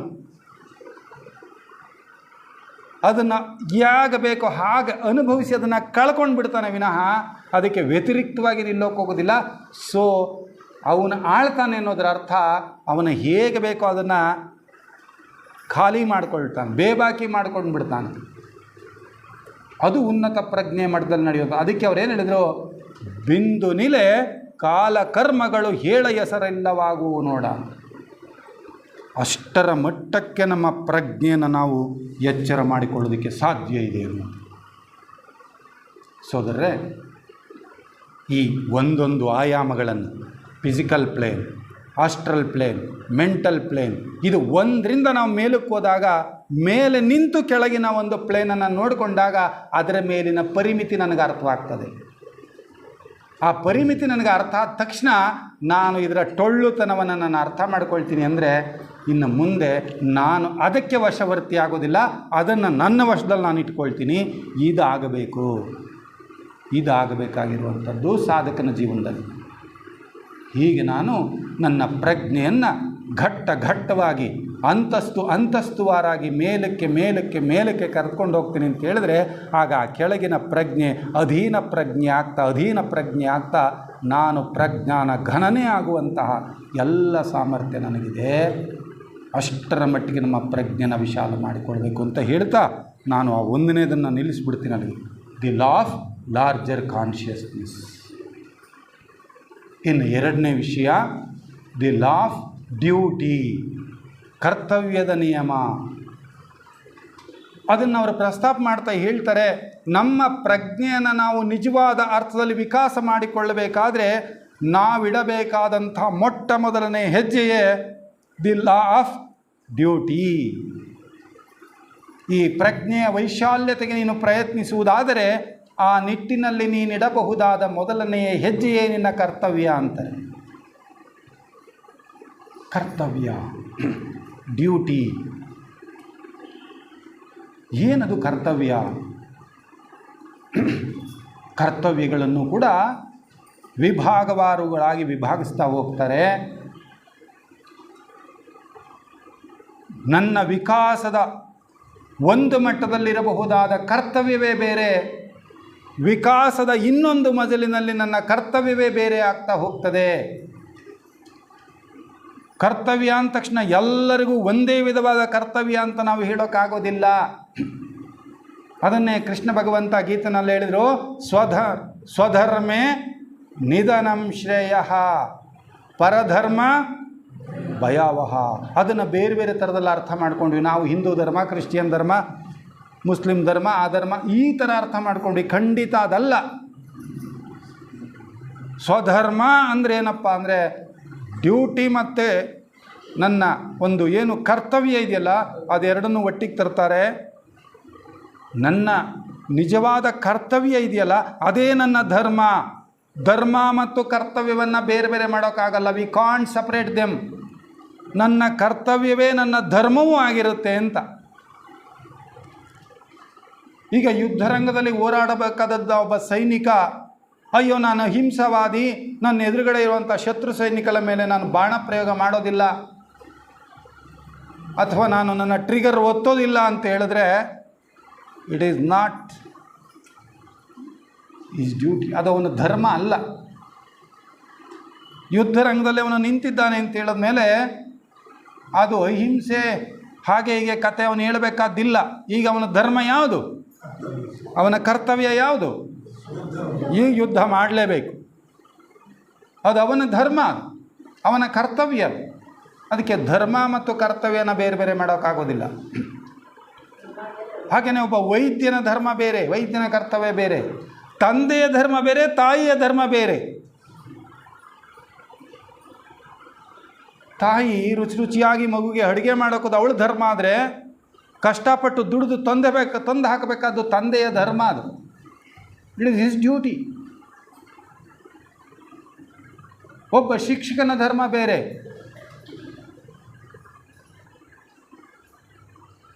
ನೋಡಿ, ಒಬ್ಬೊಬ್ರದ್ದು ಒಂದೊಂದು ಧರ್ಮ ಇದೆ. ಇದು ಧರ್ಮ ಅಂತ ಹೇಳಿದ್ರೆ ಕರ್ತವ್ಯ, ಧರ್ಮ ಇದನ್ನು ಬೇರೆ ಬೇರೆ ಮಾಡೋಕ್ಕಾಗೋದಿಲ್ಲ. ಇದು ಒಂದು ರೀತಿ ಆದರೆ ಇನ್ನೊಂದಿದೆ ಸಾರ್ವತ್ರಿಕ ಧರ್ಮ ಅಂತೇಳಿ. ಆ ಸಾರ್ವತ್ರಿಕ ಧರ್ಮವನ್ನು ನಾವು ಪ್ರಸ್ತಾಪ ಮಾಡುವಾಗ ವಿಕಾಸದ ಯಾವ ಹಂತದಲ್ಲಿ ನಾನಿದ್ದೇನೆ, ಈ ಹಂತದಲ್ಲಿ ನನ್ನ ಕರ್ತವ್ಯ ಏನು, ವಾಟ್ ಈಸ್ ಮೈ ರೆಸ್ಪಾನ್ಸಿಬಿಲಿಟಿ ಅಂತ ಅವನು ಅರ್ಥ ಮಾಡ್ಕೊಳ್ಬೇಕಾಗ್ತದೆ. ಒಬ್ಬ ಸಾಮಾನ್ಯ ಹೆಣ್ಣುಮಗಳು ಅಥವಾ ಒಬ್ಬ ಸಾಮಾನ್ಯ ಮನುಷ್ಯ ಯಾರೋ ದಾರಿ ಹೋಕನಿಗೆ ಹಸಿದಾಗ ಒಂದು ಊಟ ಹಾಕೋದೇ ಅವನಿಗೆ ಧರ್ಮ, ಅವನ ಕರ್ತವ್ಯ ಅಂತಾಗಿದ್ದರೆ, ಒಬ್ಬ ಸಾಧನೆಯಲ್ಲಿ ಮುಂದುವರೆದಂಥ ವ್ಯಕ್ತಿಗೆ ಅದಷ್ಟು ಮಾತ್ರ ಒಂದು ಧರ್ಮ ಆಗಲಿಲ್ಲ. ಒಂದು ಕಡೆ ಒಂದು ಗಾದೆ ಮಾತು ಹೇಳ್ತಾರೆ, ನೀನು ಅವನಿಗೆ ಒಂದೊತ್ತು ಊಟ ಕೊಡೋದಕ್ಕಿನ್ನ ಅವನಿಗೆ ಮೀನು ಹಿಡಿಯೋದು ಕಲಿಸ್ಬಿಡಪ್ಪ ಅಂದು. ನೀನು ಅವನಿಗೆ ಒಂದೊತ್ತು ಊಟ ಕೊಡೋದು ನಿಲ್ಲಿಸ್ಬಿಟ್ಟು ಅವನಿಗೆ ಮೀನು ಹಿಡಿಯೋದು ಕಲಿಸು ಅಂದರು. ಅಂದರೆ ಬೇರೆ ಧರ್ಮದ ಇದೋದು ವಿಚಾರ. ಅಂದರೆ ಏನರ್ಥ ಅವನಿಗೆ ಮೀನು ಹಿಡಿಯೋದು ಕಲಿಸು ಅಂದರೆ, ಈಗ ನೀವು ಒಂದೊತ್ತು ಊಟ ಕೊಟ್ಬಿಟ್ರಿ, ಈಗ ಹೊಟ್ಟೆ ತುಂಬಿಡ್ತು, ಇನ್ನೊಂದು 3-4 ಅವರ್ಸ್ ಕಳೆದ್ರೆ ಮತ್ತೆ ಅವ್ನಿಗೆ ಹಸಿವಾಗುತ್ತೆ. ಅವ ನೀವು ಮತ್ತೆ ಊಟ ಕೊಡ್ತೀರಾ, ಇನ್ನೊಂದ್ಸಲ ಬಂದು ಕೇಳಿದ್ರೆ ಹೋಗಯ್ಯ ಮುಂದೆ ಅಂತೀರ. ಅದೇ ಅವನಿಗೆ ಮೀನು ಹಿಡಿಯೋದು ಕಲಿಸ್ಬಿಡಿ ಅನ್ನೋದ್ರ ಅರ್ಥ ಅವನಿಗೊಂದು ಉದ್ಯೋಗ ಕಲಿಸ್ಬಿಡಿ, ಒಂದು ಕೆಲಸ ಕಲಿಸ್ಬಿಡಿ. ಅವನಿಗೆ ಏನಾಯಿತು, ಅವನ ಅನ್ನವನ್ನು ಇನ್ನು ಅವನೇ ದುಡ್ಕೊಳ್ತಾನೆ. ನೋಡಿ, ಅಲ್ಲಿ ಧರ್ಮ ಬೇರೆ ಆಯಿತು. ಹೊಟ್ಟೆಗೆ ಹಸಿದಾಗ ಊಟ ಕೊಟ್ಟು ತಪ್ಪು ಅಂತಲ್ಲ, ಆದರೆ ಅದಕ್ಕಿಂತ ಒಂದು ಹೈಯರ್ ಧರ್ಮ ಇದೆ, ಅವನಿಗೊಂದು ಕಸಬನ್ನು ಕಲಿಸುವಂಥದ್ದು ಅಂತೇಳಿ. As a theosophical society members, our duty is more precious. The motto of Theosophical Society is not only serve human bodies, serve to human souls. ನೋಡಿ, ಸಂಸರಣೆಯ ನಮ್ಮ ಘಟ್ಟದಲ್ಲಿ ಥಿಯೋಸಾಫಿಕಲ್ ಸೊಸೈಟಿಯ ಸದಸ್ಯರಾಗಿ ಈ ಘಟ್ಟದಲ್ಲಿ, ಈ ಮಟ್ಟದಲ್ಲಿ ನಮ್ಮ ಕರ್ತವ್ಯವೇ ಬೇರೆ. ಅದನ್ನು ಹೇಳಿದ್ದು, the motto of theosophical society is not only serve human bodies, to serve human souls. ಮನುಷ್ಯನ ದೇಹಕ್ಕೆ ಆಹಾರ ಕೊಡೋದಷ್ಟೇ ಥಿಯೋಸಾಫಿಕಲ್ ಸೊಸೈಟಿಯ ಕಾರ್ಯ ಆಗಬಾರ್ದು, ಅವನ ಆತ್ಮಗಳನ್ನು ಪೋಷಿಸುವ ಕಾರ್ಯ ನಮ್ಮದಾಗಬೇಕು. ಆತ್ಮಗಳಿಗೆ ಆಹಾರ ಕೊಡಬೇಕು. ಅದು ಥಿಯೋಸಾಫಿಕಲ್ ಸೊಸೈಟಿಯ ಕೆಲಸ. ಅಂದರೆ ಅರ್ಥ ಯಾರ್ದದು? ಸೊಸೈಟಿ ಅಂದರೆ ಈ ಬಿಲ್ಡಿಂಗ್ ಮಾಡುತ್ತಾ? ಈ ಬಿಲ್ಡಿಂಗ್ ಆ ಕೆಲಸ ಮಾಡುತ್ತಾ? ಸೊಸೈಟಿಯ ಸದಸ್ಯರಾದ ನಮ್ಮ ಕರ್ತವ್ಯ. ಅದಕ್ಕೆ ಹೇಳ್ತಾರೆ, ವಿಕಾಸದಲ್ಲಿ ನಿಮ್ಮ ಮಜಲುಗಳನ್ನು ನೋಡಿಕೊಳ್ಳಿ. ಈ ವಿಕಾಸ ಅನ್ನುವಂಥದ್ದು ಇಟ್ಸ್ ಎ ಲ್ಯಾಡರ್, ಒಂದು ಬೃಹತ್ತಾದ ಏಣಿ, ಸಾವಿರಾರು ಕಾಲುಗಳುಳ್ಳ ಒಂದು ಏಣಿ. ಆ ಏಣಿಯ ಯಾವ ಕಾಲಿನ ಮೇಲೆ ನೀನು ನಿಂತಿದ್ದೀಯಾ, ಅದರ ಮೇಲೆ ನಿನ್ನ ಧರ್ಮ ಬೇರೆ ಆಗ್ತದೆ, ನಿನ್ನ ಕರ್ತವ್ಯ ಬೇರೆ ಆಗ್ತದೆ ಅನ್ನುವಂಥದ್ದು. ಅದಕ್ಕೆ ನಮ್ಮ ಸಾರ್ವತ್ರಿಕ ಧರ್ಮ ಯಾವುದಪ್ಪ, ಕರ್ತವ್ಯ ಯಾವುದಪ್ಪ ಅಂತ ಹೇಳಿದ್ರೆ, ಅವರು ಬಹಳ ಚೆನ್ನಾಗಿ ಹೇಳ್ತಾರೆ, ಅಧ್ಯಾತ್ಮ ಜೀವಿಯಾಗಿ ನಿನ್ನ ಕರ್ತವ್ಯ ಕೇವಲ ಸಾಮಾನ್ಯ ಕರ್ತವ್ಯವಾಗಬಾರದು. ಮತ್ತೇನಾಗಬೇಕಾಗಾದರೆ? ಅದಕ್ಕೆ ಹೇಳ್ತಾರೆ, ಈಗಾಗಲೇ ಪ್ರಪಂಚ ದುಃಖದಿಂದ ತುಂಬಿ ತುಳುಕ್ತಾ ಇದೆ, ದುಃಖದಿಂದ ತುಂಬಿ ತುಳುಕ್ತಾ ಇದೆ. ಆಧ್ಯಾತ್ಮ ಜೀವಿಯಾಗಿ ನಿನ್ನ ಕರ್ತವ್ಯ ಏನು ಹಾಗಾದರೆ? ಈಗಾಗಲೇ ತುಂಬಿ ತುಳುಕುತ್ತಿರುವಂತಹ, ದುಃಖದಿಂದ ತುಂಬಿ ತುಳುಕ್ತಾ ಇರ್ತಕ್ಕಂಥ ಈ ಪ್ರಪಂಚವನ್ನು ಆ ದುಃಖದಿಂದ ಒಂದು ಎಳ್ಳು ಮನೆಯಷ್ಟಾದರೂ ಕೂಡ ಮೇಲೆತ್ತುವುದಕ್ಕೆ ನೀನು ಪ್ರಯತ್ನ ಮಾಡುವುದಾದರೆ ಇಟ್ ಈಸ್ ಯುವರ್ ಡ್ಯೂಟಿ ಅಂತಾರೆ. ಅದು ನಿನ್ನ ಕರ್ತವ್ಯ. ಸೊ ಅಲ್ಲಿ ಇನ್ನೊಂದು ಪದ ಬಳಕೆ ಆಯಿತು, ಅಧ್ಯಾತ್ಮ ಅಧ್ಯಾತ್ಮ ಅಂತ. ಬೆಸೆಂಟಮ್ನವರು ಅದನ್ನು ವಿಚಾರ ಮಾಡ್ತಾ ಹೇಳ್ತಾರೆ, ಅಧ್ಯಾತ್ಮ ಅಂದರೆ ಏನು ಅಂತ ಪ್ರಶ್ನೆ ಹಾಕ್ತಾ, ಬಹುಶಃ ಇಷ್ಟು ಸರಳವಾದ ಉತ್ತರ ನಮಗೆಲ್ಲ ಲಭ್ಯವಾಗಿಲ್ವೇನೋ ಅನಿಸುತ್ತೆ. ಅವರು ಒಂದೇ ಒಂದು ವಾಕ್ಯದಲ್ಲಿ ಇಡೀ ಅಧ್ಯಾತ್ಮದ ತಿರುಳನ್ನು ತಿಳಿಸುವ ಪ್ರಯತ್ನವನ್ನು ಮಾಡ್ತಾರೆ. ಅದೇನಪ್ಪ ಅಂತ ಹೇಳಿದ್ರೆ, ಎಲ್ಲೆಲ್ಲಿಯೂ ಪ್ರವಹಿಸುತ್ತಿರುವ ಏಕ ಚೈತನ್ಯವನ್ನು ಅರಿಯುವುದೇನಾದರೂ ಇದ್ದರೆ ಅದು ಮಾತ್ರವೇ ಅಧ್ಯಾತ್ಮ. ಉಳಿದುದಕ್ಕೆ ಆಧ್ಯಾತ್ಮದ ಜೊತೆಗೆ ಯಾವ ಸಂಬಂಧವೂ ಇಲ್ಲ. ಒಬ್ಬ ವ್ಯಕ್ತಿ ಅಣಿಮ ಗರಿಮ ಲಗಿಮಾದಿ ಅಷ್ಟಸಿದ್ಧಿಗಳನ್ನು ಪಡೆದುಕೊಂಡಿರಬಹುದು, ಅದಕ್ಕೂ ಆಧ್ಯಾತ್ಮಕ್ಕೂ ಯಾವ ಸಂಬಂಧವೂ ಇಲ್ಲ, ಯಾವ ಸಂಬಂಧವೂ ಇಲ್ಲ. ಇದನ್ನು ಸಾಯಿಬಾಬಾರು ಮಾತಿನಲ್ಲಿ ಹೇಳೋರು, ಯಾವುದು ಅಧ್ಯಾತ್ಮ ಅಂದರೆ I am in you, you are in me, I and you both are same. ಇದು ಅಧ್ಯಾತ್ಮ ಅಂದರೆ, ಇದು ಅಧ್ಯಾತ್ಮ.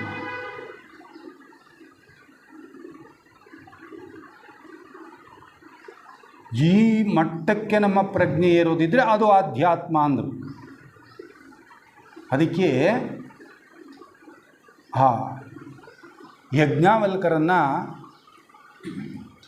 ಮೈತ್ರೇಯಿ ಕೇಳ್ಕೊಳ್ತಾಳಂತೆ, ಸ್ವಾಮಿ ಈ ಆಧ್ಯಾತ್ಮದ ಉನ್ನತ ತತ್ವಗಳನ್ನು ನನ್ನ ಕೈನಲ್ಲಿ ಜೀರ್ಣಿಸ್ಕೊಳ್ಳೋಕ್ಕಾಗ್ತಾ ಇಲ್ಲ ಸ್ವಾಮಿ, ಇದನ್ನು ನನ್ನ ಮಟ್ಟಕ್ಕೆ ನನಗೆ ಒಂದು ಚೂರು ತಿಳಿಸ್ಕೊಡ್ತೀರಾ ಅಂತ ಯಾಜ್ಞಾವಲ್ಕರನ್ನು ಮೈತ್ರೇಯಿ ಕೇಳ್ಕೋತಾರಂತೆ. ಆಗ ಯಾಜ್ಞಾವಲ್ಕರ ಹೇಳ್ತಾರೆ, ನೋಡು ಪ್ರಿಯಳೇ, ಗಂಡನಿಗೋಸ್ಕರ ಗಂಡನಲ್ಲ, ಗಂಡನಲ್ಲಿರುವ ಆತ್ಮನಿಗೋಸ್ಕರ ಗಂಡನನ್ನು ಪ್ರೀತಿಸುವುದು. ಮಗುವಿಗೋಸ್ಕರ ಮಗುವಲ್ಲ, ಮಗುವಿನಲ್ಲಿರುವ ಆತ್ಮನಿಗೋಸ್ಕರ ಮಗುವನ್ನು ಪ್ರೀತಿಸು.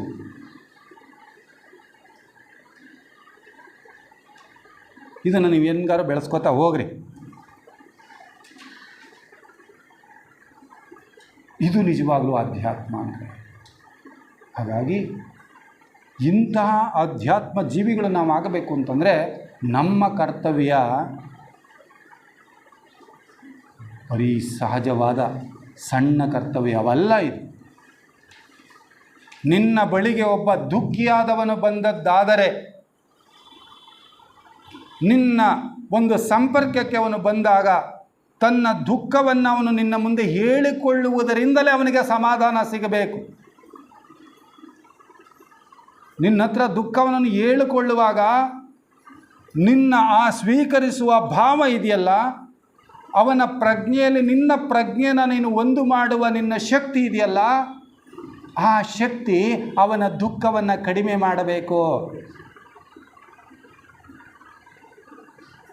ನಿನಗೆ ಈ ನಿಯಮಗಳ ಬೆಳಕಿನಲ್ಲಿ ನಿನಗೆ ಆ ಗಟ್ಟಿತನ ಅನ್ನುವಂಥದ್ದು ಬಂದಿದ್ದಾದರೆ, ಎಲ್ಲವನ್ನೂ ಸಹಿಸುವ ಶಕ್ತಿ ನಿನ್ನಲ್ಲಿ ಬಂದದ್ದಾದರೆ, ಅಂತಹ ಆತ್ಮನಿರ್ಭರತೆ ನಿನ್ನಲ್ಲಿ ಬಂದಿರುವುದಾದರೆ, ದುರ್ಬಲ ಮನಸ್ಸಿನ ಸೋದರ ನಿನ್ನ ಬಳಿಗೆ ಬಂದಿದ್ದಾನಲ್ಲ, ಅವನು ನಿನ್ನಿಂದ ಬೇರ್ಪಡುವ ವೇಳೆಗೆ ಅವನು ಮೊದಲಿಗಿಂತಲೂ ಕೂಡ ಸಬಲನಾಗಿ ಹೋಗಬೇಕು.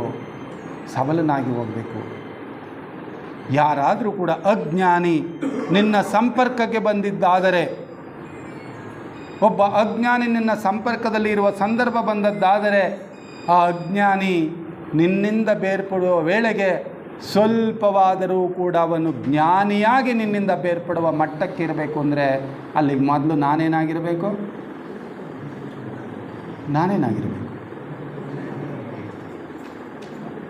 ಪ್ರಪಂಚಕ್ಕೆ ನಾನೇನು ಕೊಡ್ತೀನಿ ಅಂದರೆ, ನಾನು ಏನಾಗಿದ್ದೇನೋ ಅದನ್ನಷ್ಟೇ ನಾನು ಪ್ರಪಂಚಕ್ಕೆ ಕೊಡೋದಕ್ಕೆ ಸಾಧ್ಯ. ನಾನು ಆಗಿಲ್ಲದೆ ಇರೋ ಯಾವುದನ್ನು ನಾನು ಪ್ರಪಂಚಕ್ಕೆ ಕೊಡೋಕ್ಕಾಗಲ್ಲ.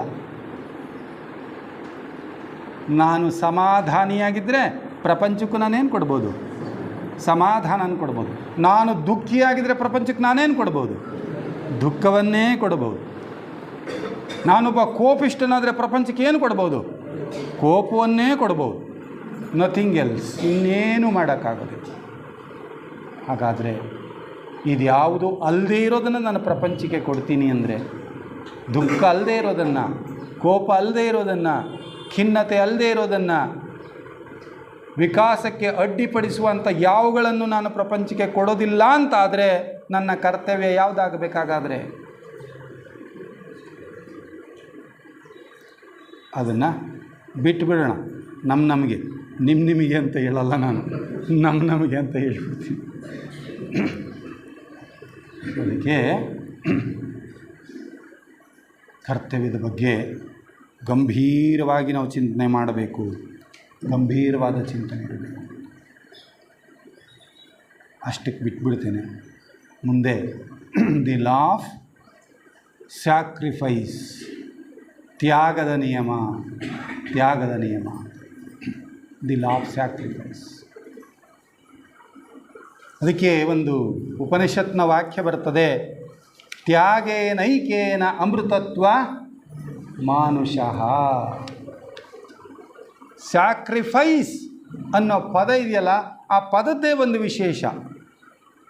ಆ ಸ್ಯಾಕ್ರಿಫೈಸ್ ಅನ್ನೋ ಪದ ಸೇಕ್ರೆಡ್ ಅನ್ನೋ ಪದದಿಂದ ಬಂದಿರುವಂಥದ್ದು. ಸ್ಯಾಕ್ರಿಫೈಸ್ ಇದೆಯಲ್ಲ, ಆ ಪದ ಸೇಕ್ರೆಡ್ ಪದದಿಂದ ಬಂದಿರೋದು. ಸೇಕ್ರೆಡ್ ಅಂದ್ರೇನು? ಸೇಕ್ರೆಡ್ ಅಂದರೆ ಪವಿತ್ರ. ಪವಿತ್ರ, ಆ ಪವಿತ್ರ ಅನ್ನೋ ಪದದಿಂದ ಈ ಸ್ಯಾಕ್ರಿಫೈಸ್ ಅನ್ನೋ ಪದ ಬಂದಿರುವಂಥದ್ದು. ಅದರ ಮಹತ್ವ ಎಷ್ಟು ಅಂದರೆ, ತ್ಯಾಗೇನೈಕೇನ ಅಮೃತತ್ವ ಮಾನುಷಃ.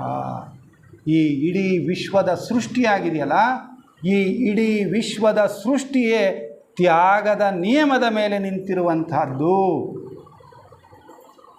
ಇದು ಎಂಥ ಅದ್ಭುತವಾದ ತ್ಯಾಗ ಅಂದರೆ, ಭಗವಂತನಿಗೆ ಒಂದು ಇಚ್ಛೆ ಬಂತು, ನಾನು ಅನೇಕವಾಗಬೇಕು ಅಂತಕ್ಕಂಥ ಇಚ್ಛೆ. ಅದಕ್ಕೆ ಮೊದಲು ಭಗವಂತ ಹೆಂಗಿದ್ದ? ತಾನೇ ತಾನಾಗಿ ಸರ್ವ ಸ್ವತಂತ್ರನಾಗಿದ್ದ. ಅಂಥ ಭಗವಂತ ನಾನು ಅನೇಕವಾಗಬೇಕು ಅಂತ ಇಚ್ಛೆ ಬಂದ ತಕ್ಷಣ ಕೋಟಿ ರೂಪದಲ್ಲಿ ಹೊರ ಹೊಮ್ಮಿದ. ಇದನ್ನು ನಾವು ಅರ್ಥ ಮಾಡ್ಕೋಬೇಕು. ಆ ತಾನೇ ತಾನಾದಂಥ ಆ ಚೈತನ್ಯ ಈ ಉಪಾಧಿಗಳೊಳಗಡೆ ಸಿಗಾಕೊಳ್ತಾ ಬಂತಲ್ಲ, ಕೆಳಗಡೆಗೆ ಇಳಿತಾ ಇಳಿತಾ ಇಳಿತಾ, is this not a sacrifice? ಇದೊಂದು ಅದ್ಭುತವಾದ ತ್ಯಾಗ ಅಲ್ಲವೇ ಇದು? ಸರ್ವತಂತ್ರ ಸ್ವತಂತ್ರವಾಗಿದ್ದ ಪ್ರಜ್ಞೆ ಈ ಉಪಾಧಿ ಅನ್ನುವಂಥ ಜೈಲಿನೊಳಕ್ಕೆ ಪ್ರವೇಶ ಮಾಡ್ತಲ್ಲ, ಇದು ತ್ಯಾಗವಲ್ಲದೆ ಮತ್ತೇನಿದು? ನಮ್ಮ ಒಳಗಡೆ ಇರೋದು ಭಗವಂತನ ಪ್ರಜ್ಞೆ. ಆ ಭಗವಂತನ ಪ್ರಜ್ಞೆ ಆ ತ್ಯಾಗದ ಹಿನ್ನೆಲೆಯಲ್ಲಿ ಈ ಉಪಾಧಿಗಳೊಳಗಡೆ ಬಂದಿ ಆಯ್ತಲ್ಲ, ಅಲ್ಲೇ ಶುರುವಾಯಿತು ತ್ಯಾಗ, ಅಲ್ಲೇ ಪ್ರಾರಂಭವಾಯಿತು ತ್ಯಾಗ. It is A fact in nature. ತ್ಯಾಗವನ್ನು ನಾನು ಹೊಸದಾಗಿ ಕಲ್ಟಿವೇಟ್ ಮಾಡುವಂಥದ್ದಲ್ಲ, ಅದು ಪ್ರಕೃತಿನಲ್ಲಿ ಸಹಜವಾಗಿ ಇದ್ದುಬಿಟ್ಟಿದೆ ತ್ಯಾಗ. ಆದರೆ ಅದರ ಅರಿವು ನನಗೀಗ ಬರ್ತಾ ಇಲ್ಲ. ಅದಕ್ಕೆ ತ್ಯಾಗವನ್ನು ಎಷ್ಟರ ಮಟ್ಟಿಗೆ ನಾವು ಮೈಗೂಡಿಸ್ಕೊಳ್ಬೇಕು ಅಂತಕ್ಕಂಥ ಹಿನ್ನೆಲೆಯಲ್ಲಿಯೇ ನಮ್ಮ ವಾಂಗ್ಮಯದಲ್ಲಿ, ಹಿಂದೂ ವಾಂಗ್ಮಯದಲ್ಲಿ ಪಂಚಋಣಗಳು ಮತ್ತು ಅವುಗಳನ್ನು ತೀರಿಸಬಹುದಾದ ಪಂಚಯಜ್ಞಗಳು ಅಂತೇಳಿ ವಿವರಣೆ ಮಾಡ್ತಾರೆ. ನಾವು ಭಾಳಷ್ಟು ಸರಿ ಹೇಳ್ತೀವಿ, ನಾನು ಯಾರ ಋಣನೂ ತಿಂದಿಲ್ಲ ರೀ ಅಂತ ಹೇಳ್ತೀವ ಇಲ್ವೋ? ಹೇಳ್ತೀವ? ಖಂಡಿತ ಇನ್ನು ಮುಂದೆ ಯಾವತ್ತೂ ಆ ಮಾತು ಆಡಲೇಬೇಡ್ರಿ. ಅದರಲ್ಲೂ ಥಿಯೋಸಾಫಿಕಲ್ ಸೊಸೈಟಿ ಸದಸ್ಯರಾಗಿ ಇಡೀ ಪ್ರಪಂಚವೆಲ್ಲವನ್ನೂ ಕೂಡ ಈ ಯಾವುದೋ ಕೆಲವಾರು ಋಣಗಳಲ್ಲಿ ನಾವು ಇದ್ದೇವೆ. ಅದರಿಂದ ಸುಲಭವಾಗಿ ನಾವು ಬಿಡಿಸ್ಕೊಳ್ಳೋಕ್ಕಾಗಲ್ಲ. ಅದಕ್ಕೆ ಅದನ್ನು ಪಂಚಋಣಗಳು ಅಂತ ಹೇಳಿದ್ರು. ಪಂಚಋಣಗಳು. ಇಳೆ ನಿಮ್ಮ ದಾನ, ಬೆಳೆ ನಿಮ್ಮ ದಾನ, ಇಳೆ ನಿಮ್ಮ ದಾನ, ಬೆಳೆ ನಿಮ್ಮ ದಾನ ಅಲ್ವಾ? ಯಾರ್ದು ದಾನ? ಇಳೆ ಬೆಳೆ ನಾನು ಸಂಪಾದನೆ ಮಾಡಿದ್ನಾ? ಇಳೆ ಬೆಳೆನ ನಾನು ಸಂಪಾದನೆ ಮಾಡಿದ್ನಾ? ಸುಳಿದು ಸೂಸುವ ಗಾಳಿ ನಿಮ್ಮ ದಾನ, ನಿಮ್ಮ ದಾನವನುಂಡು ಅನ್ಯರ ನೊಗಳುವ ಕುನ್ನಿಗಳೇನೆಂಬೆ ರಾಮನಾಥ. ಈಗ ಋಣಿಗಳು ಅಲ್ವ? ಗಾಳಿಗೆ ದುಡ್ಡು ಹಾಕಿದ್ದೀವ? ಬಂಡವಾಳ ನೀರಿಗೆ ದುಡ್ಡು ಹಾಕಿದ್ದೀವ? ಅಂದರೆ ನಮ್ಮಲ್ಲಿ ಬೋರ್ ಹಾಕ್ಸ್ಕೊಂಡು ದುಡ್ಡು ಹಾಕಿದ್ದೀವಿ ಅಷ್ಟೇ, ಒಳಗಡೆ ಸೃಷ್ಟಿ ಮಾಡಿದ್ದೆ ಅಲ್ವಾ? ಅದಕ್ಕೆ ನೋಡಿ, ದೇವ ಋಣ ತಿಂದಿಲ್ವ ನಾವು? ತಿಂದಿಲ್ವಾ? ಋಷಿ ಋಣ ನೋಡಿ. ಈ ಜ್ಞಾನ ಅದ್ಭುತವಾದಂಥ ಇಂಥ ಜ್ಞಾನನ ಕೊಡ್ತಾ ಇದ್ದಲ್ಲ ಋಷಿಗಳು. ಋಷಿ ಋಣ ತಿಂದಿಲ್ವ ನಾವು? ಪಿತೃ ಋಣ. ನನ್ನಪ್ಪ ಅಮ್ಮ ಇಲ್ಲದೆ ಹೋಗಿದ್ರೆ ನಾನು ಇಷ್ಟು ಉದ್ದ ದಪ್ಪದ ದೇಹ ನನಗೆ ಕೊಡಲ್ಪಡ್ತಾ ಇತ್ತಾ? ನೋಡಿ, ಪಿತೃಗಳ ಋಣ ತಿಂದಿಲ್ವಾ? ತಿಂದಿದ್ದೇವೆ. ಸಮಾಜದ ಋಣ. ಯಾರೋ ಕಟ್ಸಿರ್ತಾರೆ, ಏನೋ ಒಂದು ಬೋರ್ಡ್ ನೋಡಿ ಹಾಕಿರ್ತಾರೆ, ಯಾರೋ ಆ ಜಾಗನ ದಾನ ಕೊಟ್ಟಿರ್ತಾರೆ, ಇಂಥ ಹೆಸರಿನಲ್ಲಿ ಕಟ್ಟಿದ ಆಸ್ಪತ್ರೆ, ಇಂಥವ್ರ ಹೆಸರಿನಲ್ಲಿ ಪ್ರಾರಂಭವಾದ ಶಾಲೆ, ಯಾರೋ ಬಾವಿ ಕಟ್ಸಿರ್ತಾರೆ, ಕೆರೆ ಕಟ್ಸಿರ್ತಾರೆ, ಅದ್ರ ನೀರು ಕುಡ್ದಿದ್ದೀವಿ ಅಂದರೆ ತಿಂದಿಲ್ವಾ ಸಮಾಜದ ಋಣ ನಾನು? ಆ ಉತ್ತರ ಕರ್ನಾಟಕದ ಯಾರೋ ಅಬಲೆ ಕಾಸಿ ಪಂಚೆ ಹಾಕ್ಕೊಂಡು, ಸೀರೆನ ಕಚ್ಚೆ ಹಾಕ್ಕೊಂಡು, ತನ್ನ ಆಲುಗಲ್ಲದ ಹಸುಳೆಯನ್ನು ಅಲ್ಲಿ ಮಲಗಿಸ್ಕೊಂಡು, ಆ ಪಿಕಾಸಿ ಗುದ್ದಲಿಯಿಂದ ಹಾರೆಯಿಂದ ಬಗೆದು ಆ ಲೈನ್ ಹಾಕಿದ್ದಾರೆ. ಇಲ್ಲಿ ನಾನು ನನ್ನ ಮನೆಯಲ್ಲಿ ಕಾಲ ಮೇಲೆ ಕಾಲು ಹಾಕ್ಕೊಂಡು ಕೂತ್ಕೊಂಡು ನನ್ನ ಮಗನ ಹತ್ರ, ಹೊರದೇಶದಲ್ಲಿದ್ದ ನನ್ನ ಮಗಳ ಹತ್ರ ಮಾತನಾಡ್ತಾ ಇದ್ದೇನಲ್ಲ, ಅವಳ ಋಣ ನಾನು ತಿಂದಿಲ್ವಾ? ಅವಳ ಶ್ರಮದ ಬೆವರಿನ ಫಲವನ್ನು ನಾನು ಅನುಭವಿಸ್ತಾ ಇಲ್ವಾ? ಸೊ ಸಮಾಜದ ಋಣ ತಿಂದಿಲ್ವಾ? ಭೂತ ಋಣ. ಹೂವಿನಿಂದ ಹೂವಿಗೆ ದುಂಬಿ ಹಾರಿತು, ದುಂಬಿ ಆಟ ಹೂವನ್ನು ಕಾಯಿ ಮಾಡಿತು, ಕಾಯಿ ಮಾಗಿ ಹಣ್ಣು ಆಗಿ ಬೀಜ ತಂದಿತು, 7 ಸ್ವರವು ಸೇರಿ ಸಂಗೀತವಾಯಿತು, 7 ಬಣ್ಣ ಸೇರಿ ಬಿಳಿಯ ಬಣ್ಣವಾಯಿತು. ನೋಡಿ, ಹೂವಿನಿಂದ ಹೂವಿಗೆ ದುಂಬಿ ಹಾರಿತು, ದುಂಬಿ ಆಟ ಹೂವನ್ನು ಕಾಯಿ ಮಾಡಿತು, ಕಾಯಿ ಮಾಗಿ ಹಣ್ಣು ಆಗಿ ಬೀಜ ತಂದಿತು. ಪ್ರಾಣಿಗಳು ಋಣ ತಿಂದಿಲ್ವಾ? ಈಗ ಹೇಳ್ರಿ, ನಾವು ಯಾರ ಋಣದಾಗೂ ಬಿದ್ದಿಲ್ಲ ಅಂತ ಹೇಳೋ ಎದಗಾರಿಕೆ ಇನ್ನು ಮುಂದೆ ನಮಗೆ ಸಾಧ್ಯವಾ? ಪಂಚಋಣಗಳನ್ನು ನಾವು ತಿಂದಿದ್ದೇವೆ. ಆದರೆ ಏನು ಮಾಡಬೇಕಪ್ಪ ಅಂದರೆ, ಕನಿಷ್ಠ ಆ ಋಣಗಳನ್ನು ತೀರಿಸುವುದಕ್ಕೆ ನಮಗೊಂದು ಮಾರ್ಗ ಕೊಟ್ಟಿದ್ದಾರೆ. ಅದನ್ನು ಪಂಚಯಜ್ಞಗಳು ಅಂತ ಹೇಳಿದ್ರು. ಪಂಚಯಜ್ಞಗಳು. ಅದಕ್ಕೆ ನಾವು ಆ ದೇವ ಋಣವನ್ನು ತೀರಿಸಲಿಕ್ಕೆ ಪೂಜೆ ಪುನಸ್ಕಾರಗಳನ್ನ ಮಾಡ್ತೀವಿ. ಋಷಿ ಋಣವನ್ನು ತೀರಿಸಬೇಕು ಅಂತೇಳಿದ್ರೆ, ನಾನು ಜ್ಞಾನವನ್ನು ಪಡ್ಕೊಳ್ಳೋದಷ್ಟೇ ಅಲ್ಲ, ಜ್ಞಾನವನ್ನು ಮತ್ತೆ ನಾನೇನು ಮಾಡಬೇಕು? ಹಂಚಬೇಕು. ಅದ್ರ ಮೂಲಕ ಆ ಋಷಿ ಋಣವನ್ನು ತೀರಿಸಬೇಕು. ಪಿತೃ ಋಣ. ನನ್ನ ಮಾತಾಪಿತೃಗಳು ನನ್ನನ್ನು ಎತ್ತು ಹೊತ್ತು ಸಾಕಿದರಲ್ಲ, ಹಾಗೆ ನಾನು ಇದಕ್ಕೆ 2 ಮುಖ ಅಂತೀನಿ ಪಿತೃಋಣ ತೀರಿಸೋಕ್ಕೆ. ಒಂದು, ನನ್ನ ಮುಂದಿನ ಕುಡಿಗಳನ್ನು ಎತ್ತು ಹೊತ್ತು ಸಾಕೋದು ಒಂದು ಮುಖ. ನನ್ನನ್ನು ಸಾಕಿ ಬೆಳೆಸಿ ದೊಡ್ಡವ್ರು ಮಾಡಿದಾರಲ್ಲ, ಹಿಂದೆ ಇದ್ದಾರಲ್ಲ, ಅವ್ರನ್ನ ಸ್ಮರಿಸೋದು, ಅವರ ಸೇವೆ ಮಾಡೋದು ಪಿತೃಋಣವನ್ನು ತೀರಿಸುವ 2ನೇ ಭಾಗ. ಅದೆರಡೂ ಸೇರಬೇಕು. ಸಮಾಜದ ಋಣವನ್ನು ಸ್ವಲ್ಪನಾದ್ರು ತೀರಿಸ್ಬೇಕೋ ಬೇಡವೋ? ಬೆಸೆಂಟಮ್ನೋ ಸ್ಲೋಗನ್ ಈ ಸಂದರ್ಭದಲ್ಲಿ ನೆನಪು ಮಾಡ್ಕೋಬೇಕು. ಬೆಸೆಂಟಮ್ನೋ ಸ್ಲೋಗನ್ ಏನಪ್ಪ ಅಂದರೆ, ಸ್ವಂತಕ್ಕೆ ಸ್ವಲ್ಪ, ಸಮಾಜಕ್ಕೆ ಸರ್ವಸ್ವ. ಆದರೆ ನಾನು ಪ್ರಾಪಂಚಿಕನಾಗಿ ಇದನ್ನು ಉಲ್ಟಾ ಹೇಳ್ತೀನಿ, ಸ್ವಂತಕ್ಕೆ ಸರ್ವಸ್ವ, ಸಮಾಜಕ್ಕೊಂದು ಸ್ವಲ್ಪ. ಇಷ್ಟಾದರೂ ಎಷ್ಟೋ ಜನ್ಮ ಸಾರ್ಥಕ ಆಗ್ತದೆ ನಮ್ಗೆ. ನನಗೆ ಸಮಾಜಕ್ಕೆ ಸರ್ವಸ್ವ ಕೊಡೋಕ್ಕಾಗಲ್ಲ, ಹಿಂದೆ ಹೆಂಡತಿ ಮಕ್ಕಳು ಎಲ್ಲ ಇದ್ದಾರಲ್ಲ. ಹಾಗಾಗಿ ಬೇಡ, ಸ್ವಂತಕ್ಕೆ ಸರ್ವಸ್ವ, ಸಮಾಜಕ್ಕೆ ಸ್ವಲ್ಪ ಕೊಟ್ಟರೆ ಕೂಡ ಇವತ್ತು ಸಮಾಜಕ್ಕೆ ಎಷ್ಟೋ ಸರ್ವಿಸ್ ಮಾಡ್ದಂಗೆ ಆಗುತ್ತೆ. ಅದಕ್ಕೆ ಸಮಾಜದ ಋಣವನ್ನು ತೀರಿಸಬೇಕು. ಭೂತ ಋಣವನ್ನು ನಾವು ತೀರಿಸಬೇಕು. ಆ ಭೂತ ಋಣನ ತೀರಿಸೋದಕ್ಕೆ ನಾವು ಯಾವುದೋ ಒಂದು ಪ್ರಾಣಿ ಸಂಕುಲಕ್ಕೆ ಒಂದು ಸೇವೆಯನ್ನು ಮಾಡೋದಾದರೆ, ಯಾವುದೋ ಒಂದು ಬೀದಿಯ ನಾಯಿಗೊಂದು ಅನ್ನ ಹಾಕಬೇಕಾದ್ರೆ, ಇಡೀ ಆ ಪ್ರಾಣಿ ಸಂಕುಲಕ್ಕೆ ಒಳ್ಳೆಯದಾಗಲಿ ಅಂತಕ್ಕಂಥ ಭಾವದಿಂದ ನಾವು ಅದಕ್ಕೊಂದು ಅನ್ನ ಹಾಕಿದರೆ, ಅದು ನಾವು ಆ ಭೂತ ಋಣವನ್ನು ತೀರಿಸಿದಂತೆ ಆಗುತ್ತೆ. ಹಾಗಾಗಿ ಸೋದರ ಸೋದರಿಯರೇ, ಈ ಏನು ತ್ಯಾಗ ನಿಯಮ ಅಂತಕ್ಕಂಥದ್ದಿದೆ, ಆ ತ್ಯಾಗ ನಿಯಮವನ್ನು ನಾವು ಸ್ವಲ್ಪವಾಗಿ ಅಳವಡಿಸ್ಕೊಳ್ತಾ ಕೊನೆಗೆ ಯಾವ ಹಂತಕ್ಕೆ ಬರಬೇಕಪ್ಪ ನಮ್ಮ ತ್ಯಾಗ ಅಂತ ಹೇಳಿದ್ರೆ, ಆ ಸೇಕ್ರೆಡ್ ಅಂತ ಹೇಳಿದ್ನಲ್ಲ, ದೊಡ್ಡ ತ್ಯಾಗ ಯಾವುದಪ್ಪ? ತ್ಯಾಗಗಳಲ್ಲೆಲ್ಲ ದೊಡ್ಡ ತ್ಯಾಗ ಯಾವುದಪ್ಪ ಅಂತೇಳಿದ್ರೆ, ನಮ್ಮ ಅವಗುಣಗಳನ್ನು ತ್ಯಾಗ ಮಾಡ್ತಾ ನಾವು ಪವಿತ್ರರಾದರೆ, ನಾನು ಪವಿತ್ರಾತ್ಮನಾದರೆ ಅದಕ್ಕಿಂತ ದೊಡ್ಡ ತ್ಯಾಗ ಮತ್ತೊಂದಿಲ್ಲ. ನಮ್ಮ ದೋಷಗಳನ್ನು, ನಮ್ಮ ದೌರ್ಬಲ್ಯಗಳನ್ನು ಏನಿದ್ದಾವಲ್ಲ, ಅವುಗಳನ್ನು ಕಳ್ಕೊಳ್ತಾ ನಾನು ಪವಿತ್ರಾತ್ಮನ ಆಗ್ತಾ ಹೋದರೆ ಅದು ದೊಡ್ಡ ತ್ಯಾಗ. ಕಟ್ಟಕಡೆಯಲ್ಲಿ ಆ ಬೆಸೆಂಟ್ ಒಂದು ಮಾತು ಹೇಳ್ತಾರೆ, ಇವೆಲ್ಲವನ್ನು ಕೇಳುವಾಗ ನಿಮಗೆ ಒಂದು ಅನುಮಾನವೂ ಬಂದುಬಿಡಬಹುದು. ಇಂತಹ ಅತ್ಯುನ್ನತವಾದ ಸ್ಥಿತಿಯನ್ನು ನಾವು ಮುಟ್ಟೋದಕ್ಕೆ ಸಾಧ್ಯವೋ ಅನ್ನುವ ಪ್ರಶ್ನೆ ನಿಮ್ಮ ಮುಂದೆ ಬರಬಹುದು. ಆದರೆ ಅದಕ್ಕೆ ನನ್ನ ಹತ್ರ ಉತ್ತರ ಇದೆ ಅಂತ. ಆ ಪ್ರಶ್ನೆಗೆ ನನ್ನ ಹತ್ರ ಉತ್ತರ ಇದೆ. ನಿರ್ವಾಣದ ಹಂತದಲ್ಲಿ ನಿಂತಿರುವ ನಾವು ಕೂಡ ಒಮ್ಮಿಂದೊಮ್ಮೆಲೆ ಈ ಸ್ಥಿತಿಯನ್ನು ಬಂದು ತಲುಪಿದವರಲ್ಲ. ನಿತ್ಯ ಜೀವನದಲ್ಲಿ ನಮಗೆ ಸಿಕ್ಕ ಸಣ್ಣ ಪುಟ್ಟ ಅವಕಾಶಗಳನ್ನು ನಾವು ಬೆಳೆಸ್ಕೊಳ್ತಾ ಇವತ್ತು ಈ ನಿರ್ವಾಣದ ಹೊಸ್ತಿಲಿಗೆ ನಾವು ಬಂದು ನಿಂತಿದ್ದೇವೆ. ಹಾಗಾದರೆ ವೈ ನಾಟ್ ಯು? ನಿನಗ್ಯಾಕಾಗೋದಿಲ್ಲ? ಅದು ನಿನಗೂ ಸಾಧ್ಯ. ಅನ್ನೋ ಮಾತನ್ನು ಅವರು ಹೇಳ್ತಾ ನಮಗೆ ಒಂದು ಉತ್ತೇಜನವನ್ನು ಕೂಡ ಕೊಡ್ತಾರೆ.